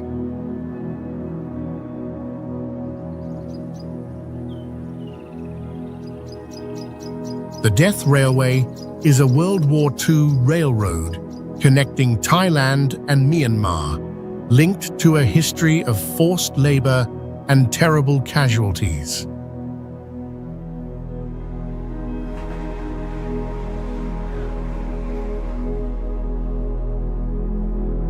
This railway is renowned globally not only for its challenging construction techniques, but also as a symbol of one of the 20th century's bloodiest railway projects.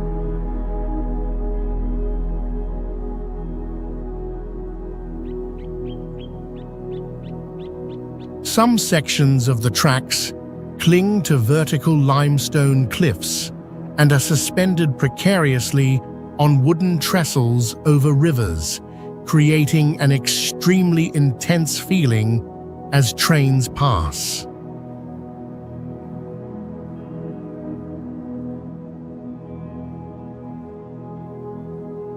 The greatest danger of the Death Railway does not lie in its terrain, but in the historical truth that this route was built by the forced labor of over 250,000 Southeast Asian civilians and approximately 12,000 Allied soldiers, specifically at the Hellfire Pass area, leaving a colossal number of casualties along the entire line.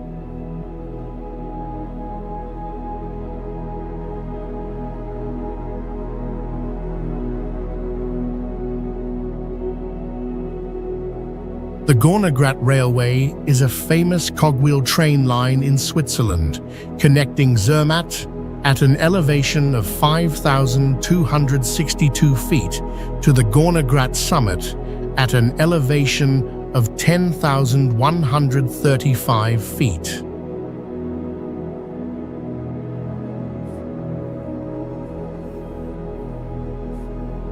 The Gornergrat Railway uses the apt rack system, which allows the train to climb steep sections that regular trains cannot safely manage.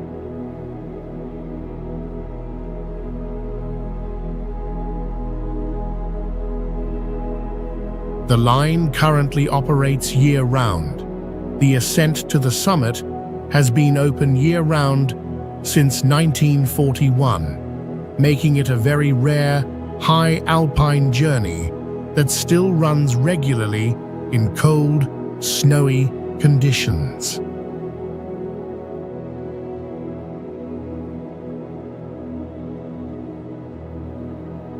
The Gornograt area also overlooks a large glacier system, especially the Gorna Glacier, so the landscape here is not only beautiful, but also feels cold, vast, and overwhelmingly majestic.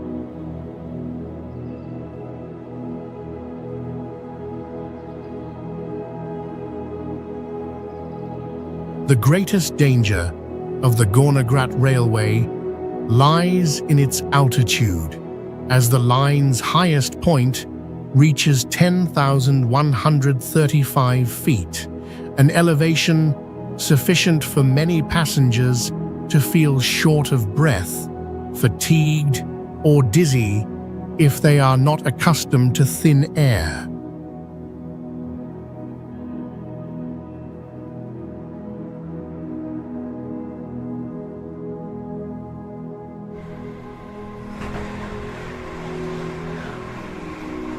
The iron ore train in Mauritania is one of the world's longest and harshest railway lines, transporting iron ore from inland mines to the port of Nouadhibou on the Atlantic coast.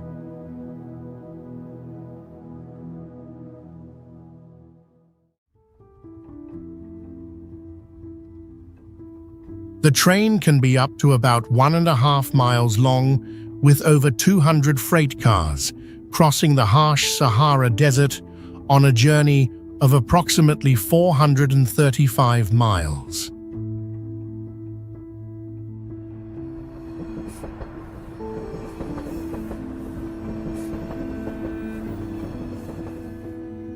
The line's characteristic landscape features endless tracks stretching across vast seas of sand, where hot winds, sandstorms, and extreme temperatures completely dominate the surroundings.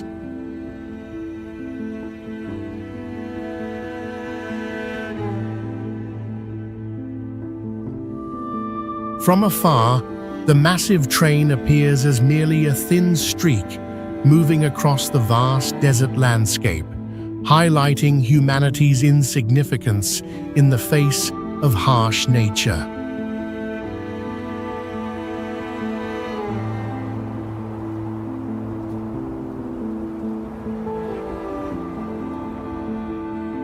A unique and also harsh aspect is that many locals and tourists choose to ride directly on the empty ore cars, accepting a dusty, scorching, and comfortless journey.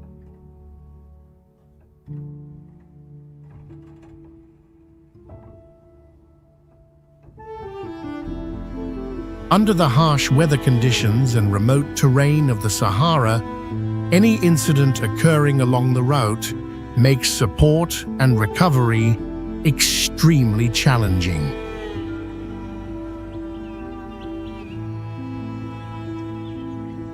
Located in Ecuador's rugged Andes Mountains, the Devil's Nose train is not just a tourist railroad, but an engineering marvel created to conquer a nearly vertical mountain wall.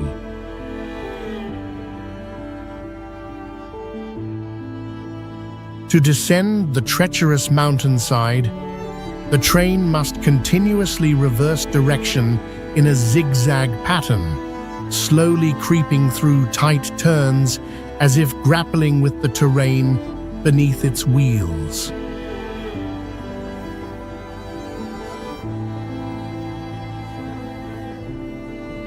From the train car windows, The Shanshan Valley opens up deep below, and the fragile tracks clinging to the rock edge make every single foot of travel feel truly tense.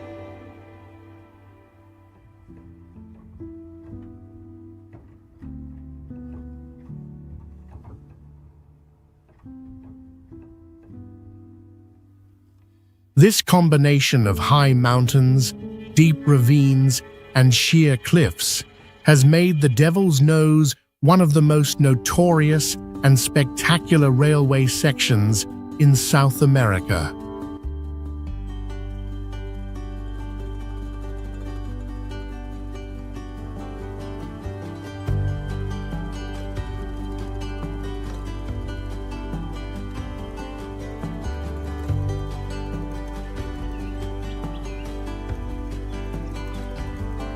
The bamboo trains in Cambodia are one of the world's most unique and rudimentary rail vehicles, operating mainly in the Battambang area.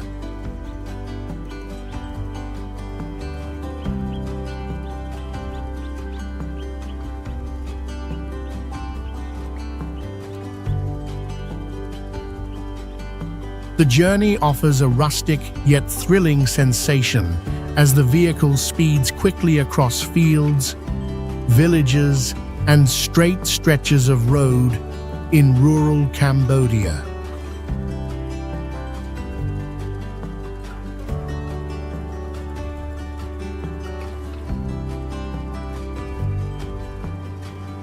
More than just a means of transport, the bamboo trains have also become a cultural symbol and a distinctive tourist highlight, reflecting the creativity and adaptability of the Cambodian people in conditions of limited infrastructure.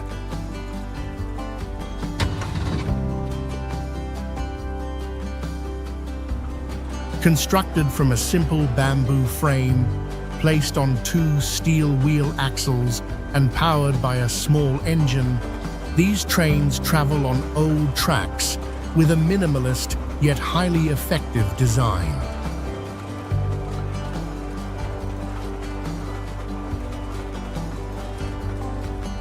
The simplicity of their construction, high speeds on old tracks, and the lack of modern safety measures make this journey both fascinating and fraught with risks, contributing to the bamboo trains being listed among the world's most unique rail experiences.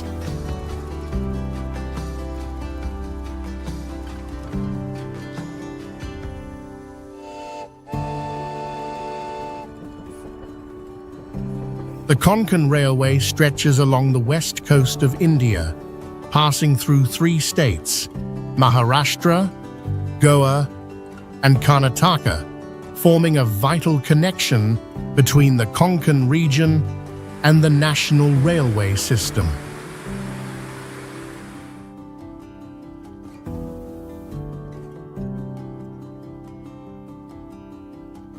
It is one of India's most challenging railway projects, featuring 91 tunnels with a total length of approximately 52.5 miles, a testament to the engineering effort required to overcome complex terrain.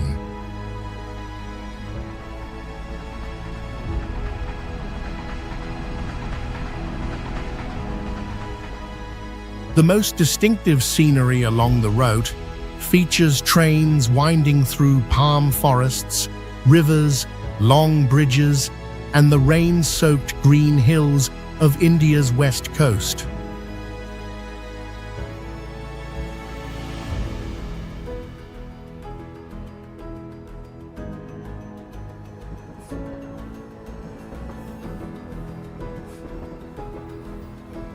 During the monsoon season, the route passes through mountainsides covered with waterfalls plunging directly down cliffs, creating cinematic and truly impressive views.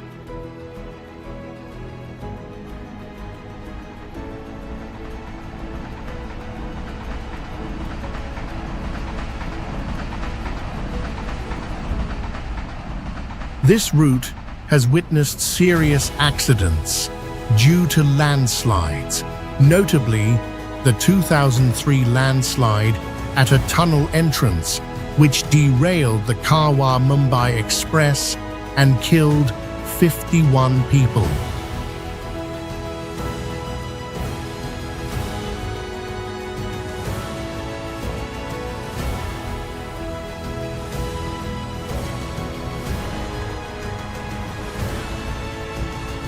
The Khyber Pass Railway in Pakistan is not merely a mountain railway, but also a strip of steel pressed through the Khyber Pass, one of the world's most famous and treacherous border corridors.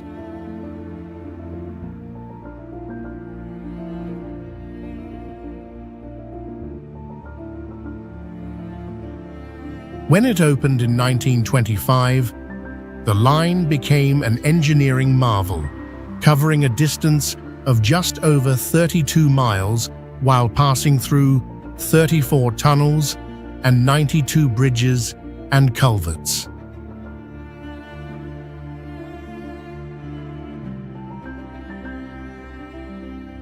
The grade, reaching approximately 5%, required the train to be pulled from the front and pushed from the rear, as if the entire machine was struggling to cling to the rocky mountainside.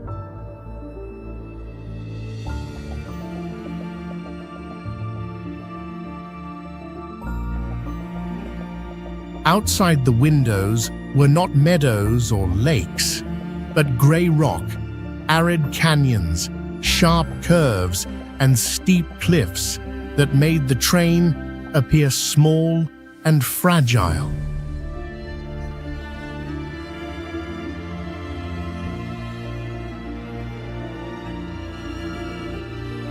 Although it was once operated as a tourist safari, the harshness of the terrain always dominated the route, and floods and landslides in 2006 destroyed many sections, closing one of South Asia's most rugged railway journeys.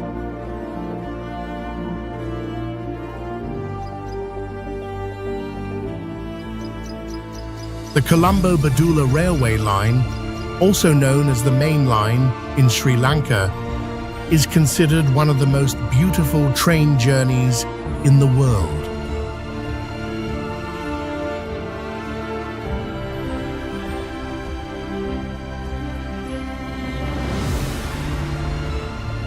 Some sections of the track cling tightly to mountainsides, making the sense of danger quite real, especially when the train glides past the edge of a hill or crosses high bridges spanning deep, tree-covered ravines.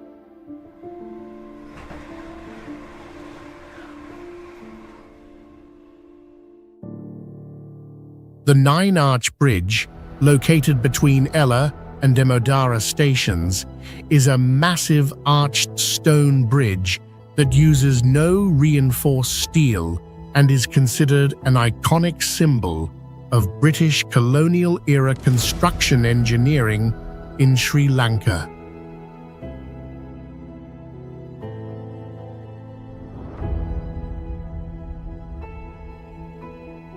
The greatest dangers of this line come from the steep, mountainous terrain and highland weather, where heavy rains can cause landslides, fallen trees, and damage to the railway bed.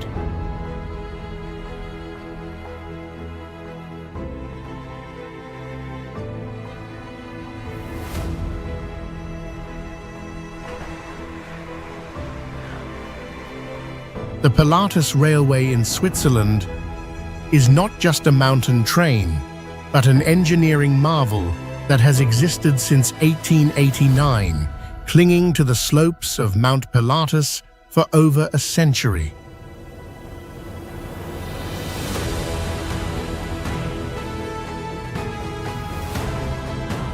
What makes this line globally famous is its maximum gradient of up to 48%, making it the steepest cog railway in the world.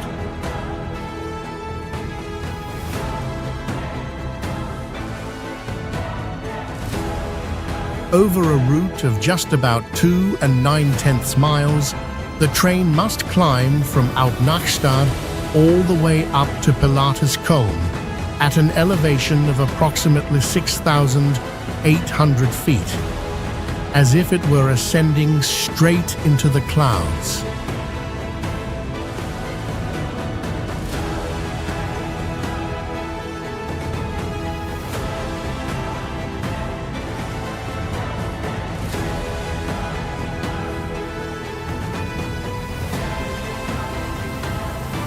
Even more astonishing is that despite being inaugurated in the late 19th century, the Pilatus Railway still retains its status as a living symbol of mountain railway engineering, where humans have transformed an almost unconquerable slope into a real journey.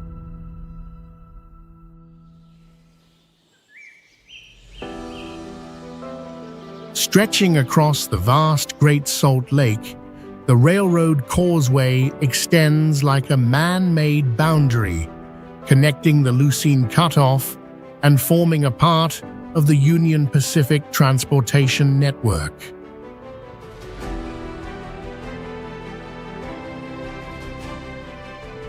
This causeway has divided the Great Salt Lake into its North Arm and South Arm, altering the currents, salinity, and water color between the two halves of the lake.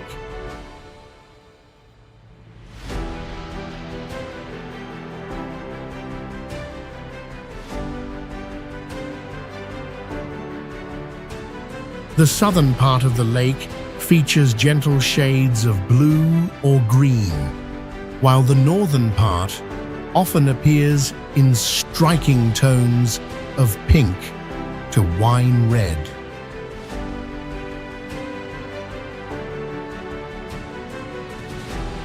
The Great Salt Lake is an endorheic lake with no outlet to the sea, where salt has accumulated over thousands of years due to evaporation, creating a surreal and distinctive landscape around the causeway.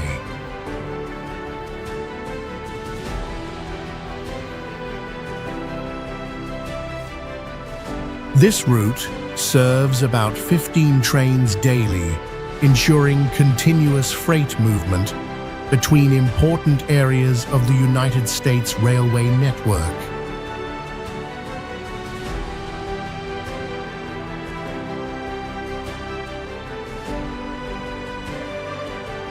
As trains cross, they appear small amidst the vast space, giving the impression that humans are traversing a slender pathway across an endless sea of salt.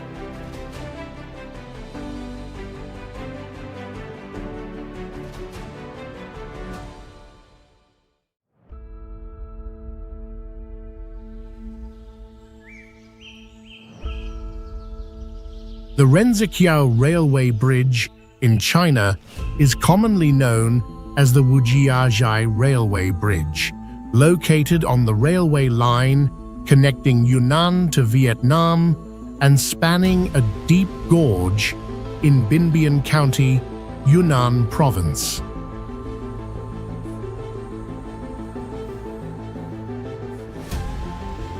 Nestled between two sheer cliffs, the bridge is more than 220 feet long and hangs about 335 feet above the rushing Sicha River, giving the impression that the tracks are suspended in mid-air.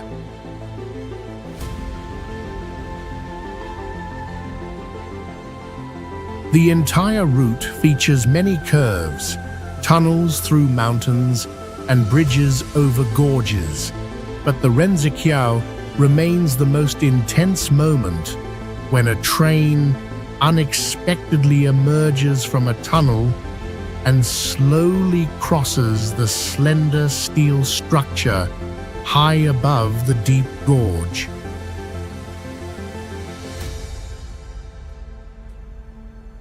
Behind this spectacular beauty lies a dangerous construction history, with the project beginning in 1907, its components shipped from France for on-site assembly, and an estimated 800 Chinese workers losing their lives during its construction.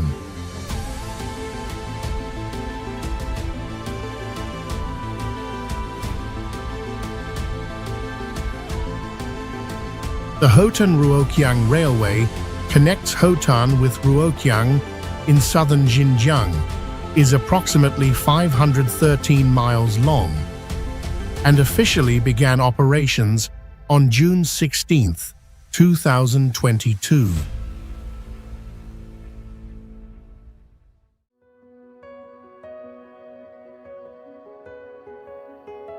Approximately 65% of the line's length lies within desert areas, making it one of China's most challenging railways to operate.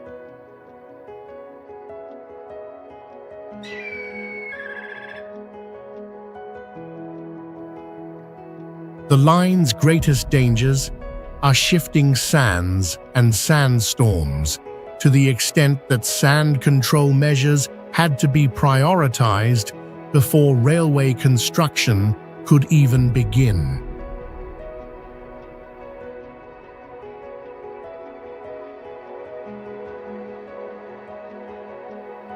To protect the tracks, engineers deployed straw grids covering nearly 19 square miles and planted close to 13 million shrubs and trees along the line.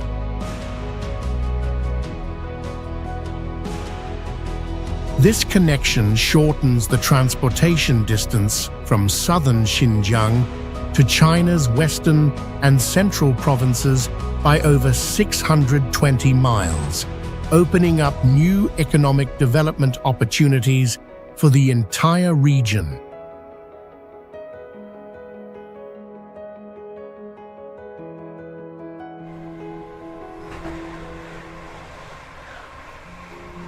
The Autanika Chu in South Africa was not just a heritage train, but once Africa's very last regularly scheduled passenger steam train.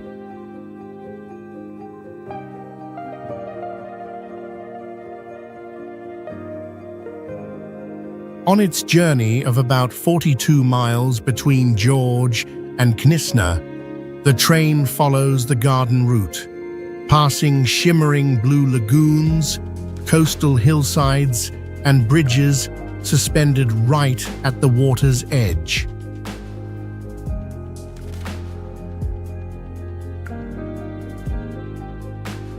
The line's most famous moment is at the Caimans River Bridge, where the steam locomotive pushes a series of antique carriages across the high bridge between the estuary and the ocean, as if the entire train is floating in mid-air.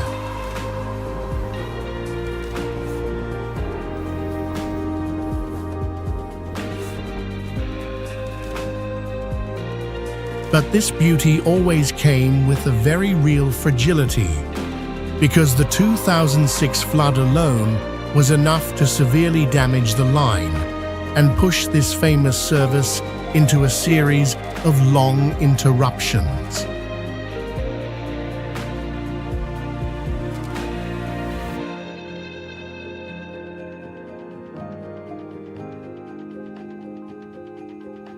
After many years of non-operation, field inspections also revealed collapsed slopes, rotten ties, and rails swallowed by vegetation, as if the coastal nature had silently reclaimed this entire railway corridor.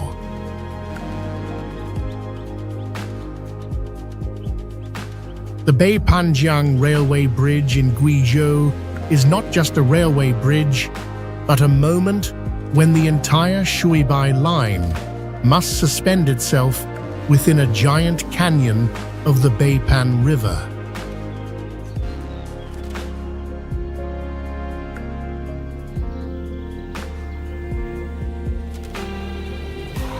With its deck approximately 902 feet above the gorge floor, this structure held the title of the world's highest railway bridge from 2001 to 2016, turning every train journey into a suspended trip over a nearly vertical void.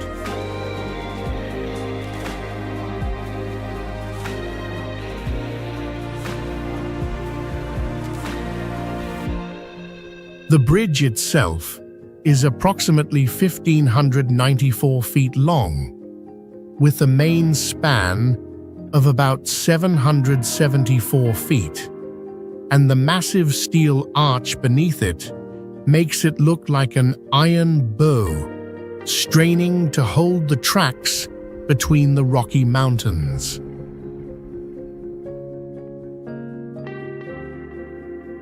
Even accessing the construction site was an extreme challenge, as an additional approximately 137 miles of service roads had to be built just to bring materials and people into one of the most isolated terrains in southwest China.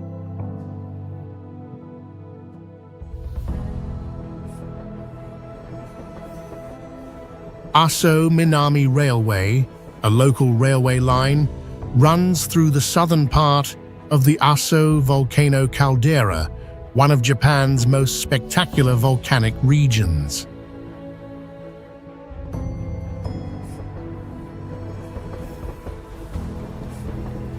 This journey is popular with tourists thanks to its trolley-style Taroko sightseeing trains, which combine a local experience with unique volcanic scenery. Many travel sources describe the highlight of the line as the moment the train seems to fly over a single-track bridge spanning a deep gorge, creating an experience that is both majestic and thrilling.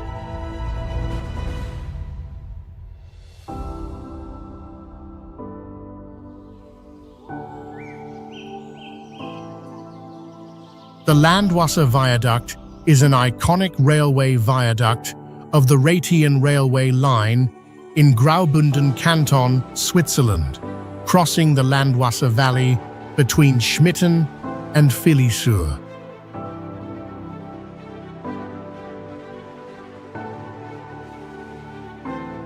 The bridge stands about 215 feet high and is approximately 446 feet long, featuring 6 stone arch spans and carrying a single railway track, creating a graceful yet powerful presence amidst the Alpine mountains.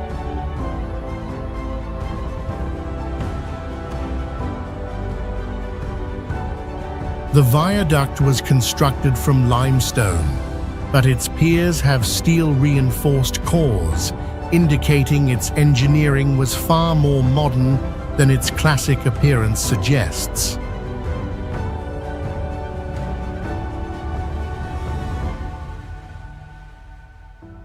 The most impressive feature is its southeastern end, which leads directly into the Landwasser Tunnel, carved deep into the cliff face, creating one of Europe's most spectacular railway views.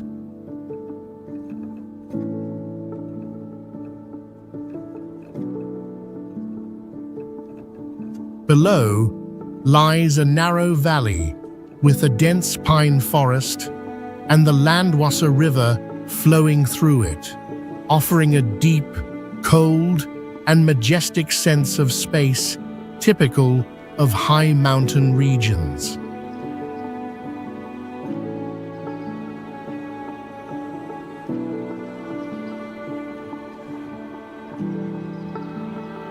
In winter, snow blankets the forest and the bridge deck, creating an almost surreal scene.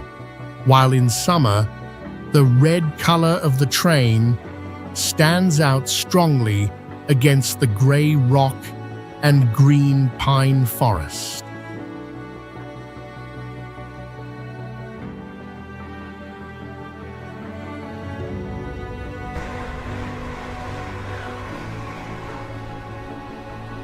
Why has the train to the clouds become one of Argentina's most impressive railway journeys, as it climbs high into the mountains and reaches an elevation of over 13,800 feet?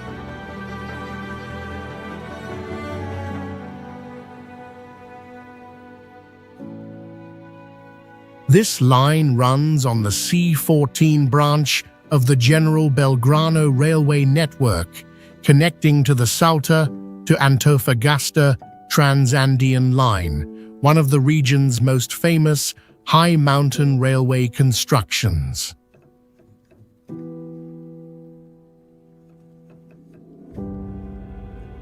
The most iconic point is the La Polverilla Viaduct, a steel bridge approximately 735 feet long and about 207 feet high, located amidst the arid mountains at an elevation of over 13,800 feet.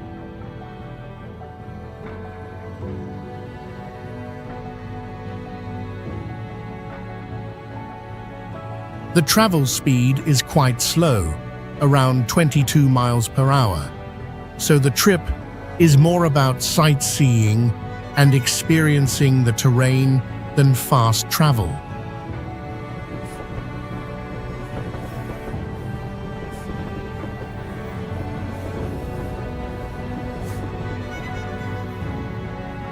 On this journey, you will pass through Quebrada del Toro and stop at Santa Rosa de Tastil, an area rich in archaeological and high Andean cultural imprints.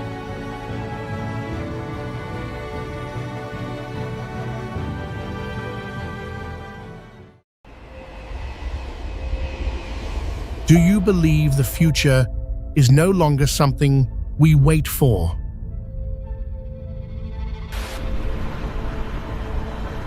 That right now, one nation is operating at a pace completely different from the rest of the world.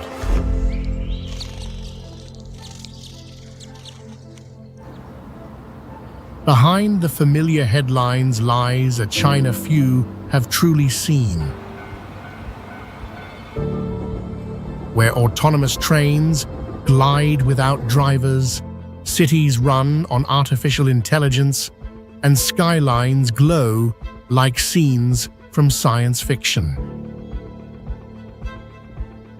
Here, facial recognition replaces wallets, high-speed rail crosses thousands of kilometers in just hours, and forests of steel rise into the sky at a speed that leaves the world astonished.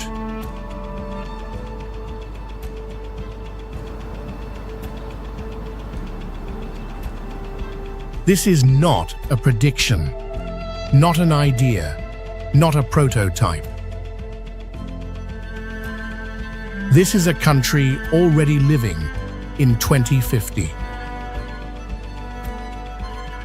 Welcome to Unseen China, where tomorrow is happening today.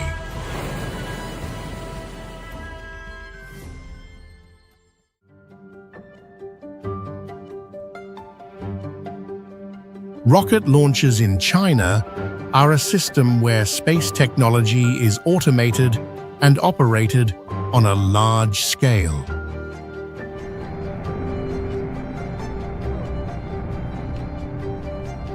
Reusable rockets use AI to calculate trajectories and control grid fins, allowing the booster stage to land vertically with high precision in the ocean.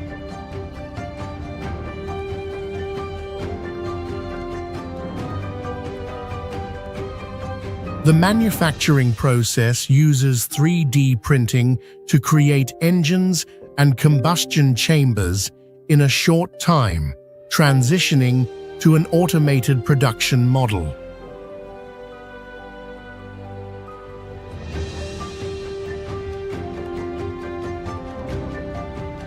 During night launches, the plasma column from the engines creates a powerful light source, reflecting off the sea surface and illuminating the entire horizon.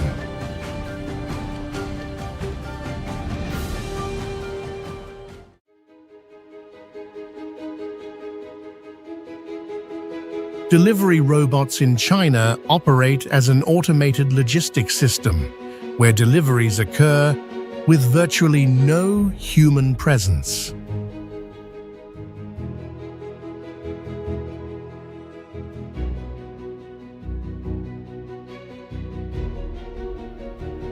On the ground, autonomous vehicles use sensors and artificial intelligence to navigate sidewalks, recognize their environment, and react in real time.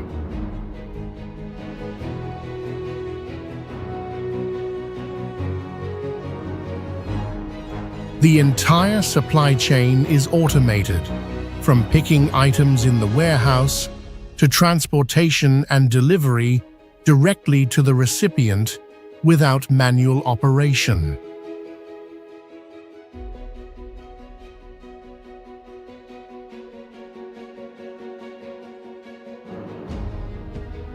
These robots are capable of connecting with building infrastructure, independently calling elevators, and moving to each floor without assistance.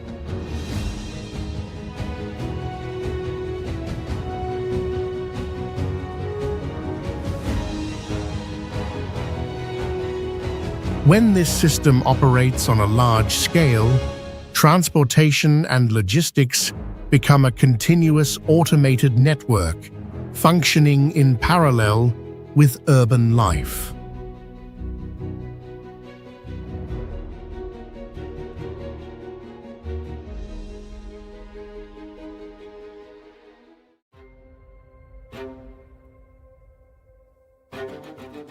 Restaurant robots in China operate as a service system where the entire dining process is automated from beginning to end.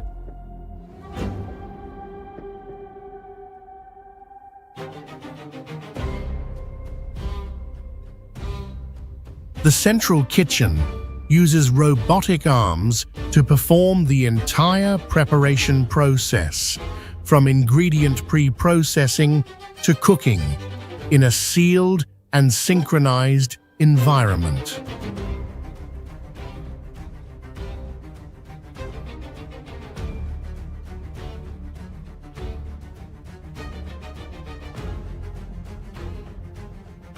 Once completed, dishes are transported via an overhead rail system, moving directly to each table without manual service.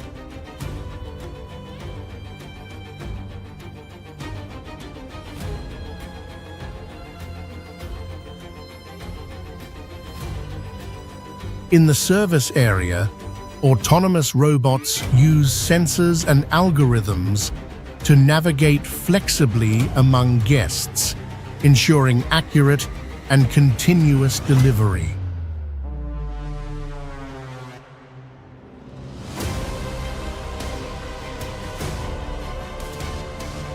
The dining experience is combined with projection technology and interactive interfaces, transforming the restaurant space into an environment that changes with the content.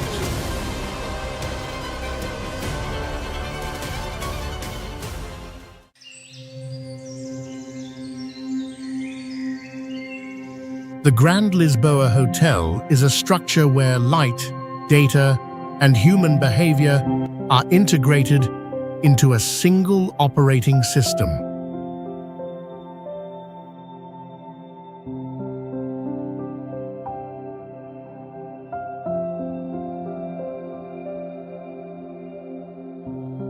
Its base is an LED sphere with millions of light points operating as a 360-degree screen that constantly changes images and illuminates the night city.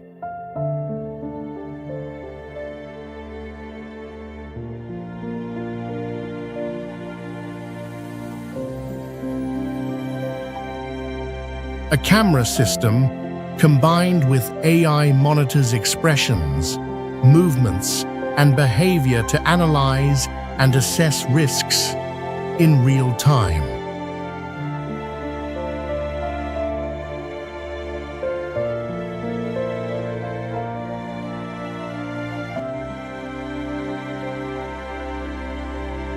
The architectural design is calculated to both optimize aerodynamics against sea winds and maintain a closed structure according to geometric logic and feng shui.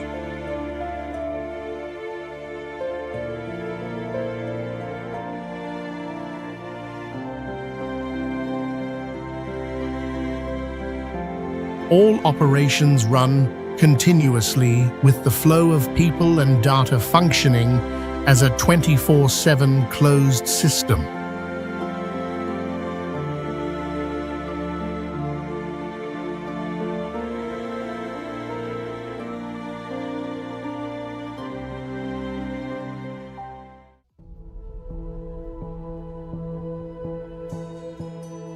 Shenzhen is one of the rare cities where technology is deployed citywide, creating a futuristic operational system.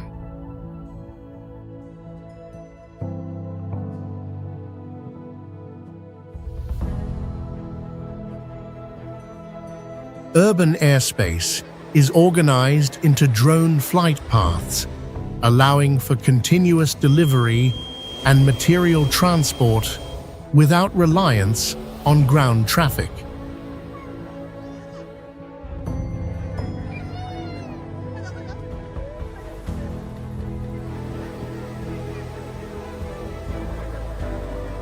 The public transportation system has been completely electrified, with tens of thousands of electric buses and taxis in operation, reducing noise and emissions in the urban environment.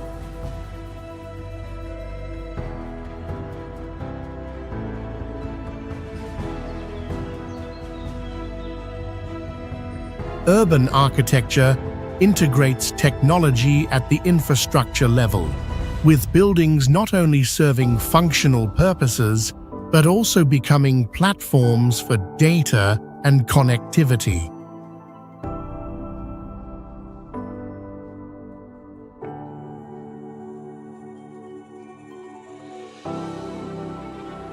The simultaneous combination of automation, clean energy, and a comprehensive digitalization system makes this city operate in a way that many other places are still only experimenting with.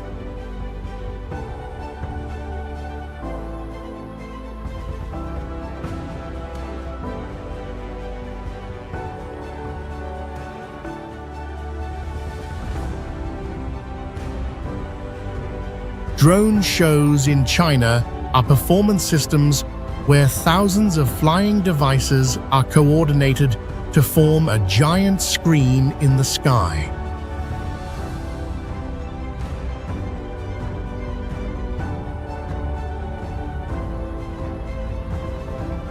Tens of thousands of drones operate simultaneously, with each device carrying LED lights and coordinating to create high-resolution, dynamic three-dimensional images.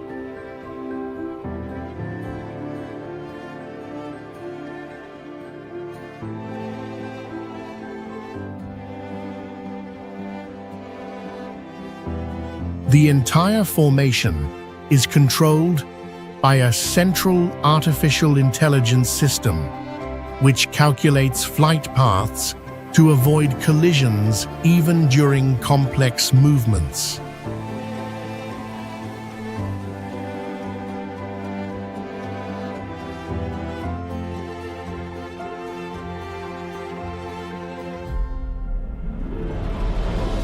This format is gradually replacing traditional fireworks because it produces no smoke, no explosions, and can be reused many times.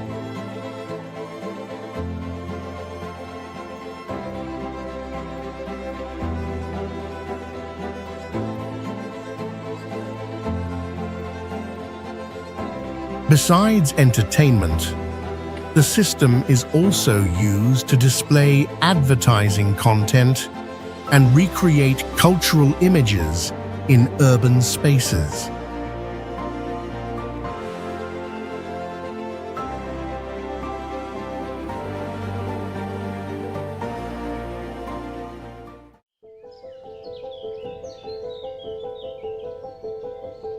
The Optics Valley suspended monorail operates on an inverted principle, where the train does not run on tracks but hangs suspended in mid-air.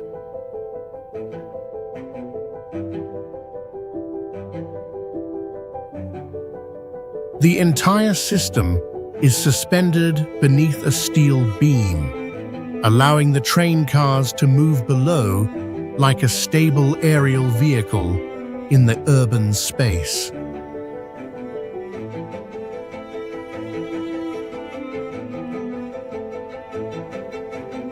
Passenger cabins utilize transparent glass at multiple viewpoints, creating the sensation of directly observing the ground from a height of dozens of feet throughout the journey.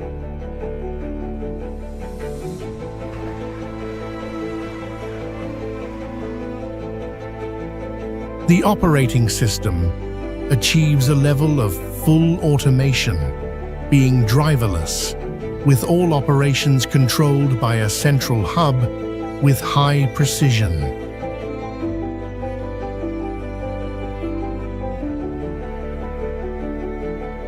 The exterior design features light strips and minimalist forms, helping the vehicles stand out clearly when operating at night.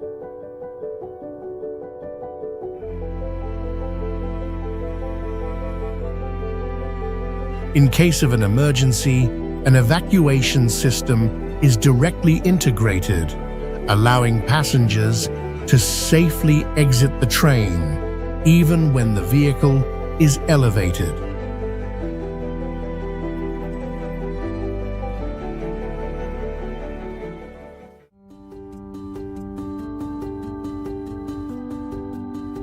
Pudong, Shanghai is a district where urban infrastructure, technology, and data are integrated into a futuristic operating system.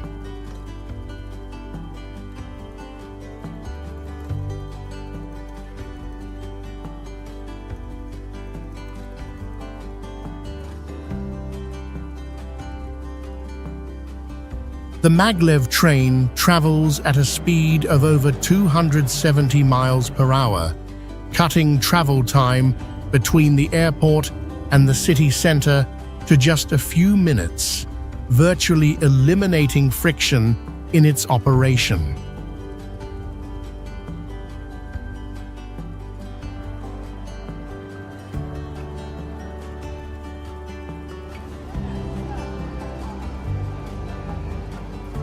The Shanghai Tower, standing 2,073 feet tall, operates as a vertical city featuring an aerodynamic design, renewable energy systems, and high-speed elevators optimized by technology.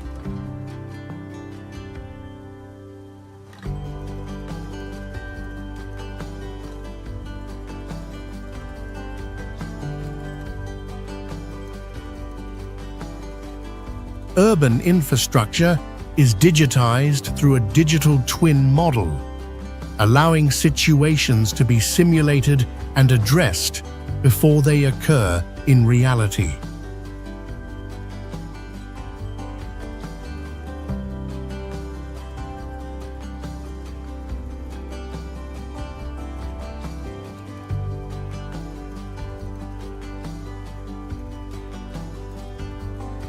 When the entire system, from transportation and architecture to operations, is connected and automated, this area demonstrates how a city can function when technology becomes its central foundation.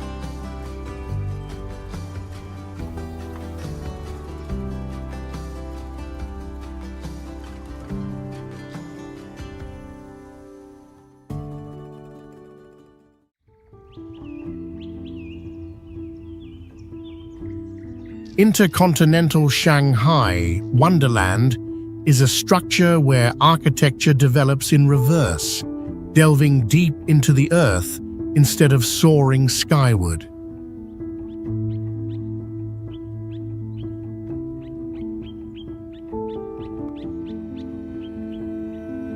Most of the structure lies underground, clinging to steep rock faces, with several levels submerged deep below the waterline in a natural quarry.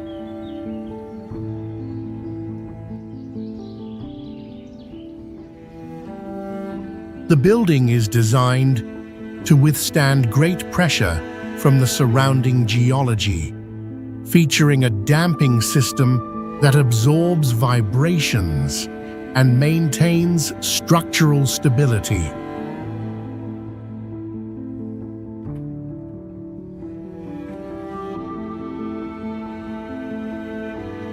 The interior spaces retain contact with the natural rock surfaces, blending modern materials with the original geological structure.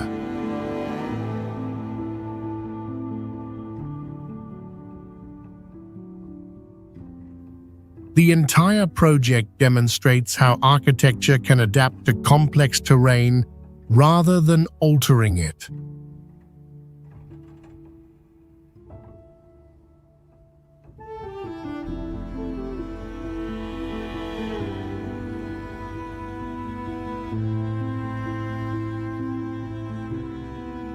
Chongqing is a metropolis where space is no longer measured by ground level, but by multiple layers stacked upon each other in the same location.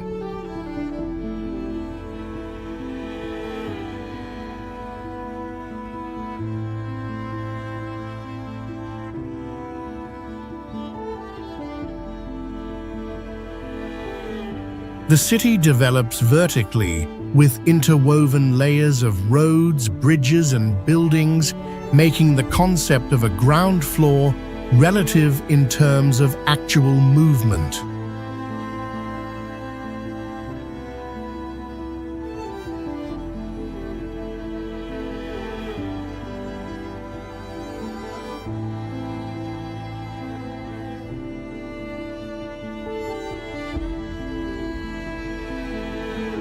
The transportation system is directly integrated into the architecture, with a monorail line running through buildings without causing significant vibration or noise.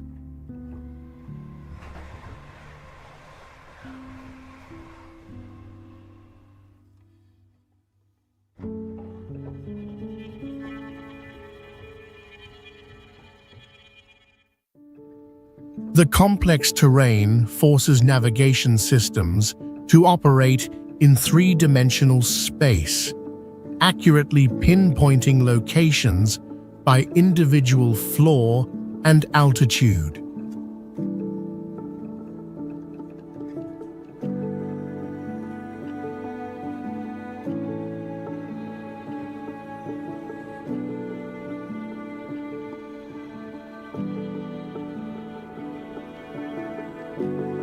At night, the entire city is illuminated and operates as its own system, where economic activities and traffic continue at a high intensity.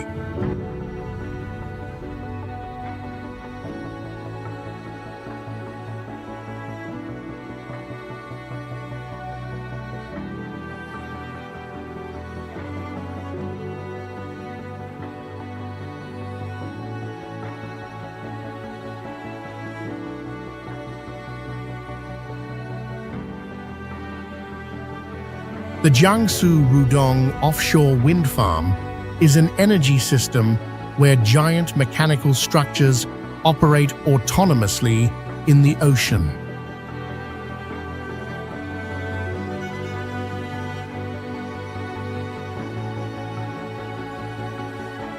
At the heart of the system is an offshore power conversion station weighing tens of thousands of tons, operating independently to transmit electricity from the turbines to the power grid.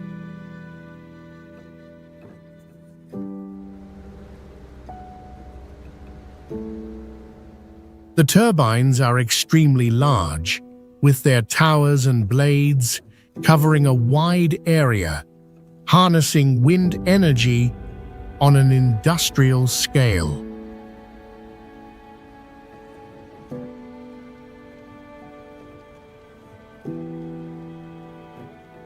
The system is designed to withstand harsh weather conditions, with self-adjusting mechanisms when winds reach high intensity.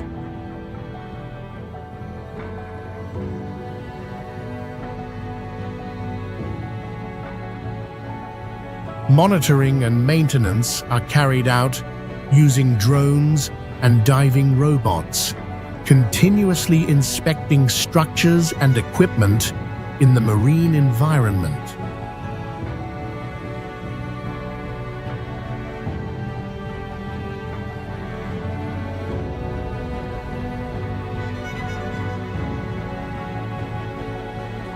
The Port of Shanghai is a logistics system where the entire loading, unloading, and transportation process is almost completely automated.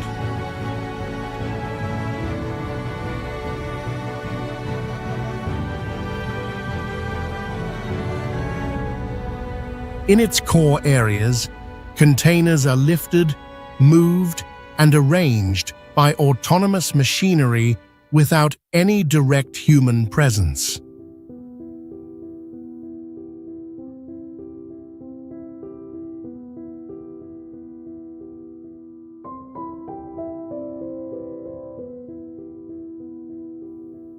Engineers operate remotely through high-speed networks and control interfaces, managing complex situations with very low latency.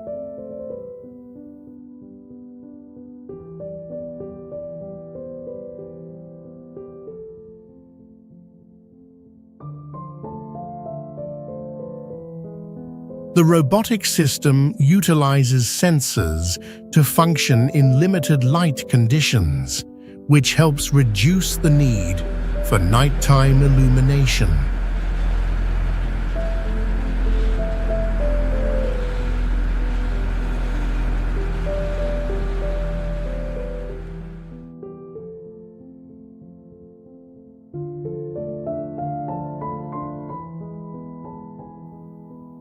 Real-time data is used to monitor weather conditions and automatically adjust operational structures during strong winds or storms.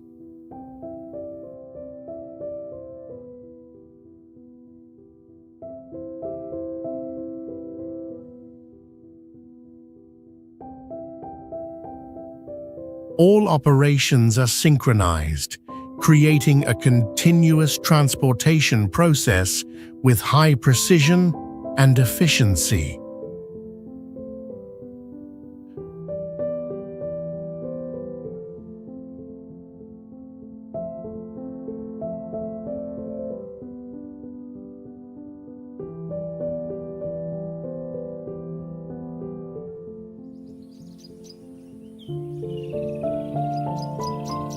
The Beijing subway Yanfang line operates as a fully automated system where human involvement in the control process is almost non-existent.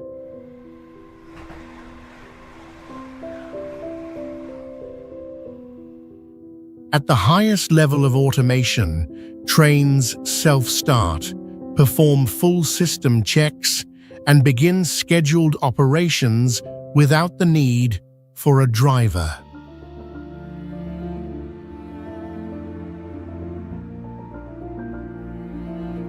Any technical issue is detected and resolved immediately, as the system can isolate faults, activate backups, and transmit data to the control center in real time.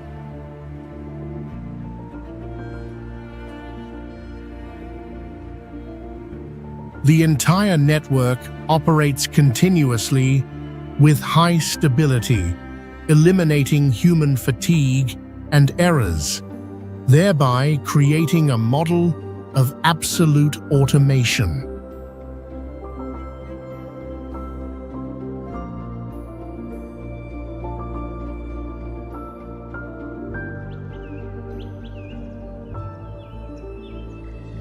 Nanjing Vertical Forest is an architectural model where plants are directly integrated into the urban structure as a continuously operating biological system.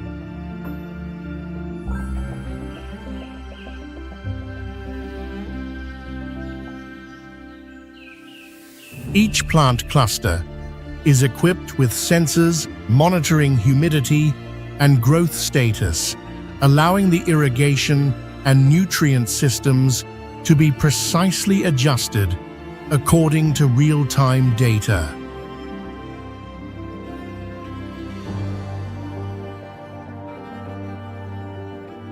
Two towers, over 328 feet tall, are covered by hundreds of trees and thousands of shrubs, functioning as a natural air filter, absorbing carbon dioxide and producing oxygen every day.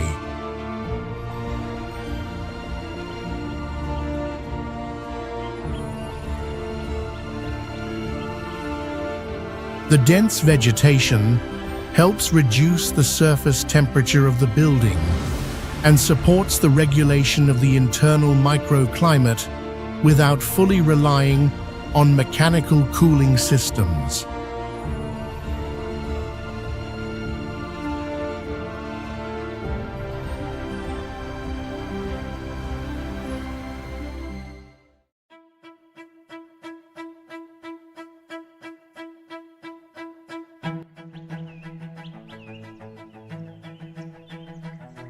The Guangzhou Circle is a building where architecture and data infrastructure are combined within one extreme geometric structure.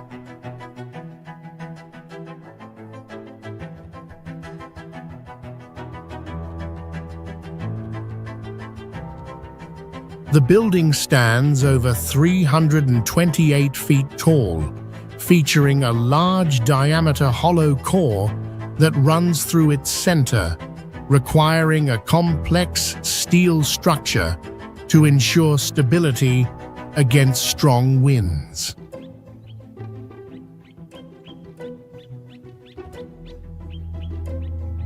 Its circular shape reflects onto the water's surface, forming an enclosed structure that highlights its symmetry and continuous visual effect.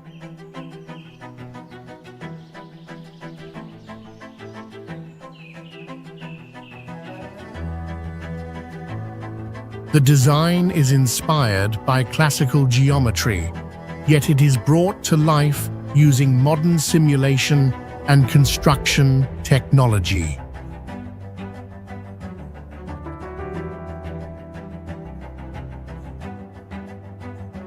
A lighting system encircles the structure, making it a prominent landmark in the urban landscape at night.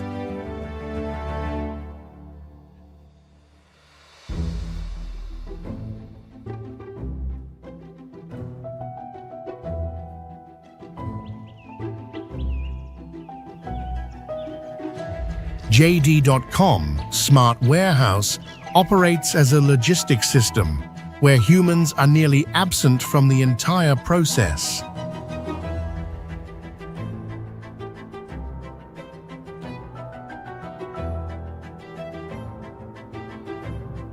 The The warehouse space can operate completely in darkness, as robots do not need light and rely solely on sensors and positioning signals to move.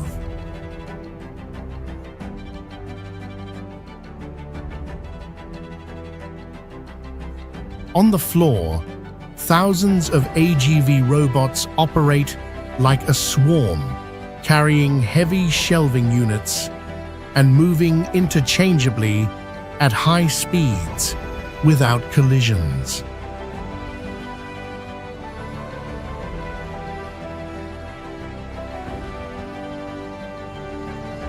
The inspection process uses sensors and electronic scales to confirm each order, maintaining nearly absolute accuracy throughout the entire operational chain.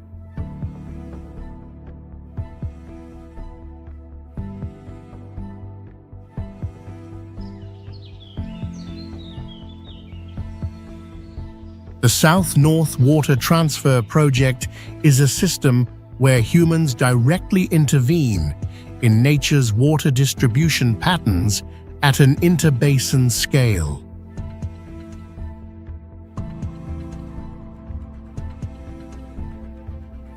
At intersecting points, the water is directed through tunnels situated deep beneath the Yellow River bed, enabling the two water systems to exist independently without mixing.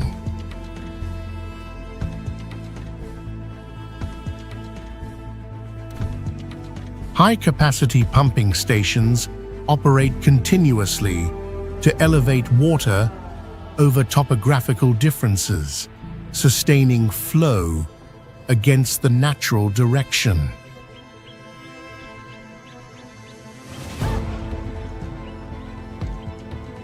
The monitoring system utilizes sensors and autonomous equipment to track water quality, detecting and isolating contamination in a short time frame.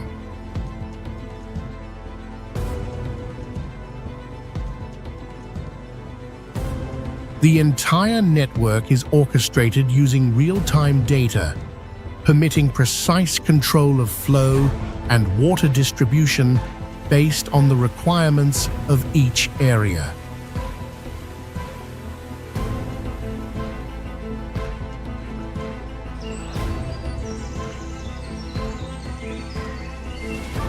The Jiangsu Grand Theatre is a complex where architecture, acoustics, and data are optimized through digital simulation.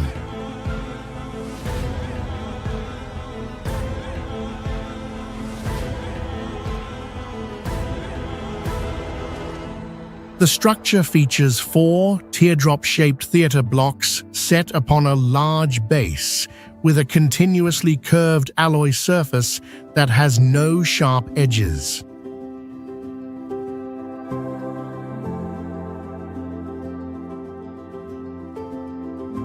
The interior spaces are designed using acoustic simulation, allowing for clear sound transmission throughout the entire auditorium without the need for significant amplification.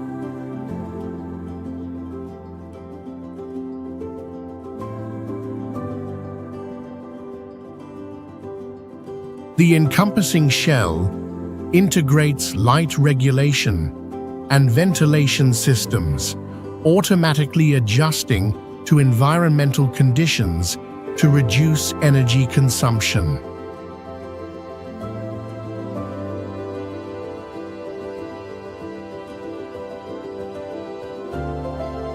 The complex integrates various types of stages and exhibition spaces, operating as a multifunctional art center.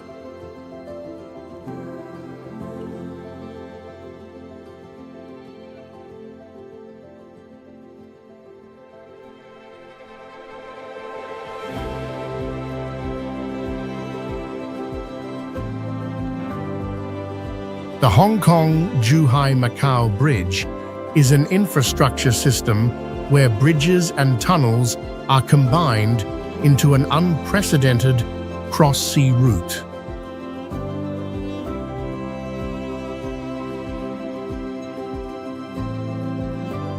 Its total length reaches approximately 34 miles, with a colossal amount of steel used to create a structure extending across a sea area known for heavy traffic and harsh weather.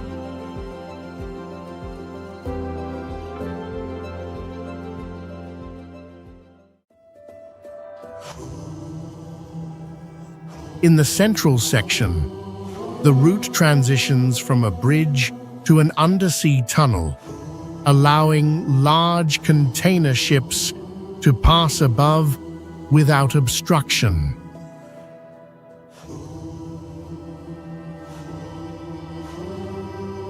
Two artificial islands were constructed with steel structures driven deep into the seabed, serving as connections between the bridge and tunnel sections throughout the entire system.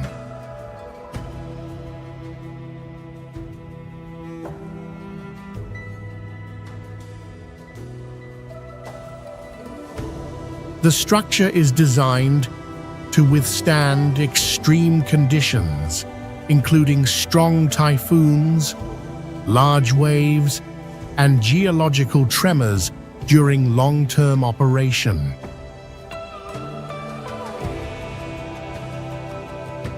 During its operation, monitoring systems use sensor technology and artificial intelligence to track the environment and support traffic safety along the entire route.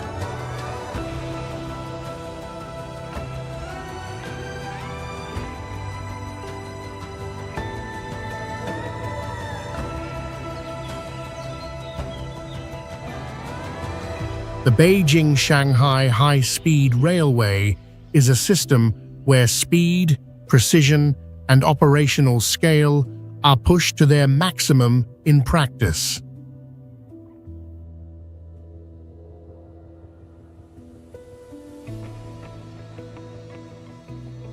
Fuxing trains operate steadily at 217 miles per hour, with domestically developed technology allowing for the maintenance of high speeds over long periods.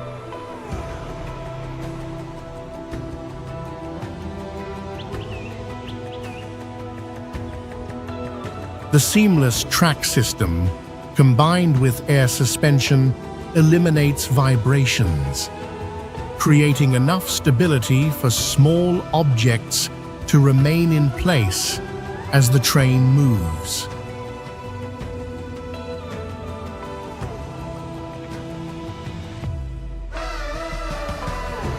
All train traffic is centrally coordinated, with intervals between services of just a few minutes, while still ensuring absolute safety.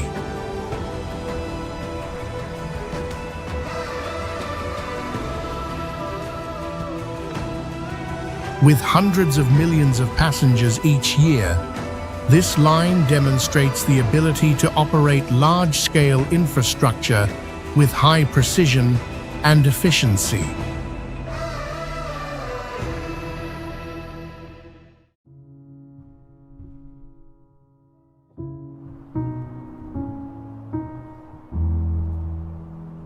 The Tengger Desert Solar Park is an energy complex where the desert surface is covered by solar panels across an area spanning dozens of square miles.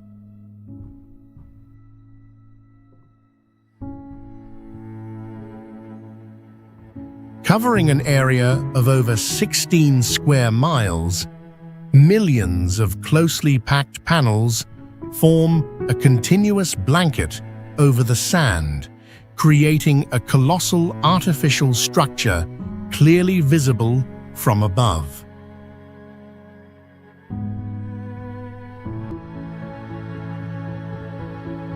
The system achieves a capacity of approximately 1.5 gigawatts, providing electricity for hundreds of thousands of households and connecting to an ultra-high voltage transmission network to carry power over long distances.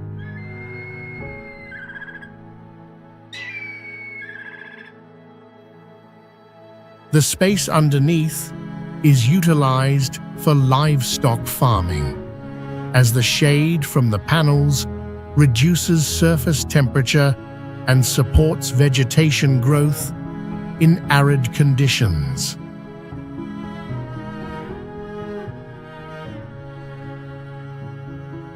The entire area operates as an integrated system, combining energy production and desert environment utilization.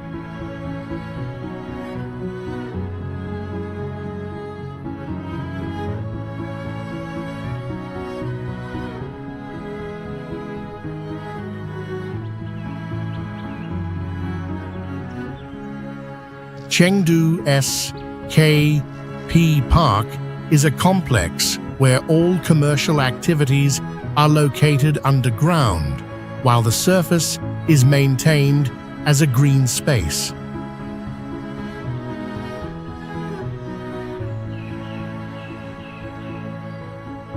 The majority of the area is below ground, with a park featuring walkways and natural landscapes above, completely covering the system underneath.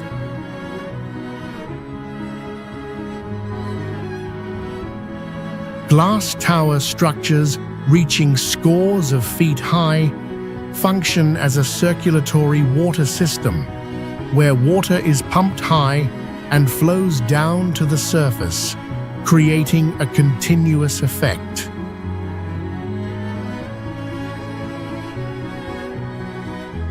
The soil and vegetation layer above acts as a thermal regulator, combined with sensors to control the airflow for the underground spaces.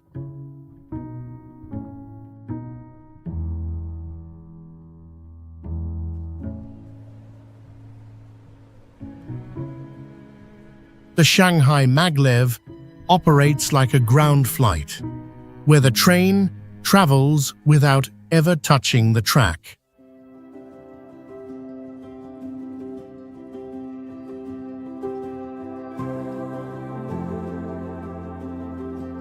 Instead of wheels, the entire train body is elevated by magnetic force by a few tenths of an inch, eliminating friction and allowing it to reach speeds of over 267 miles per hour.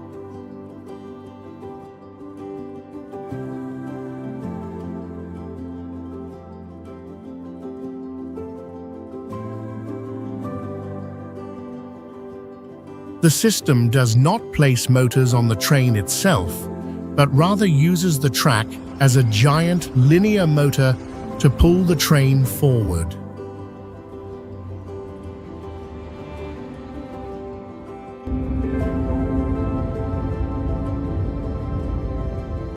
The entire journey is stable at high speeds, demonstrating the precise control capability of magnetic technology in real-world transportation.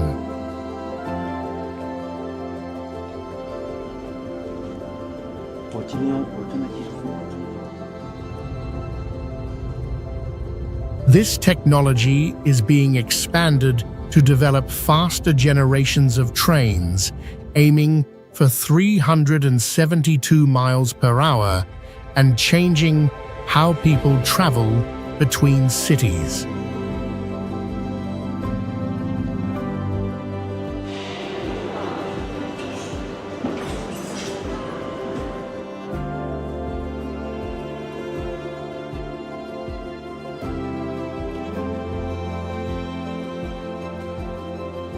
The Three Gorges Dam is a structure whose construction scale is so vast that it can affect the planet's physical parameters.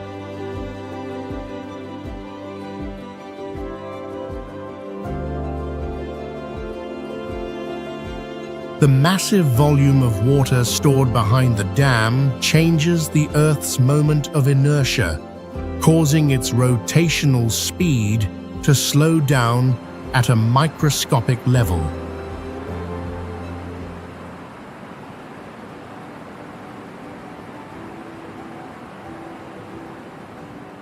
With dozens of high-capacity turbines, the structure provides a tremendous amount of electricity, playing a central role in the national-scale energy grid.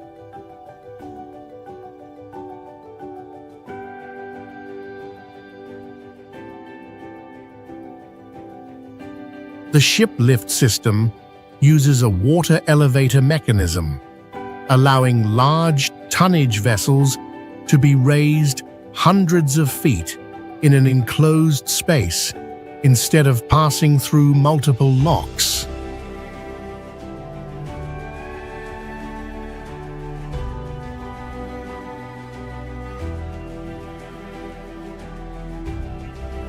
The entire structure, with its extremely large volume of material, makes it one of the heaviest man-made constructions ever built.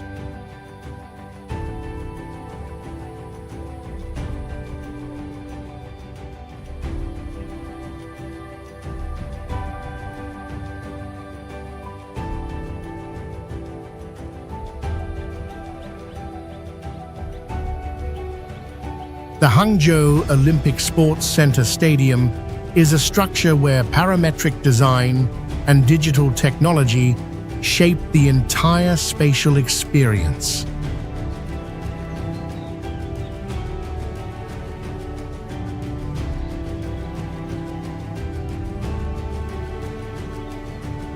Its structure consists of dozens of steel petals optimized by computer simulation, significantly reducing material while maintaining its large scale and stability.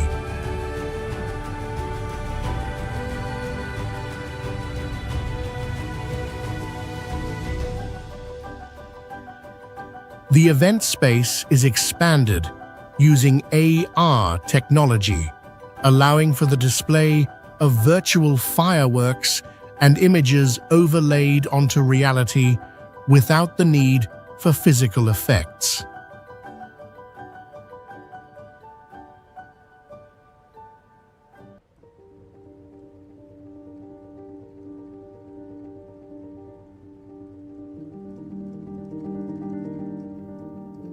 The LED lighting system is data connected, automatically adjusting color and intensity according to environmental conditions and urban activities.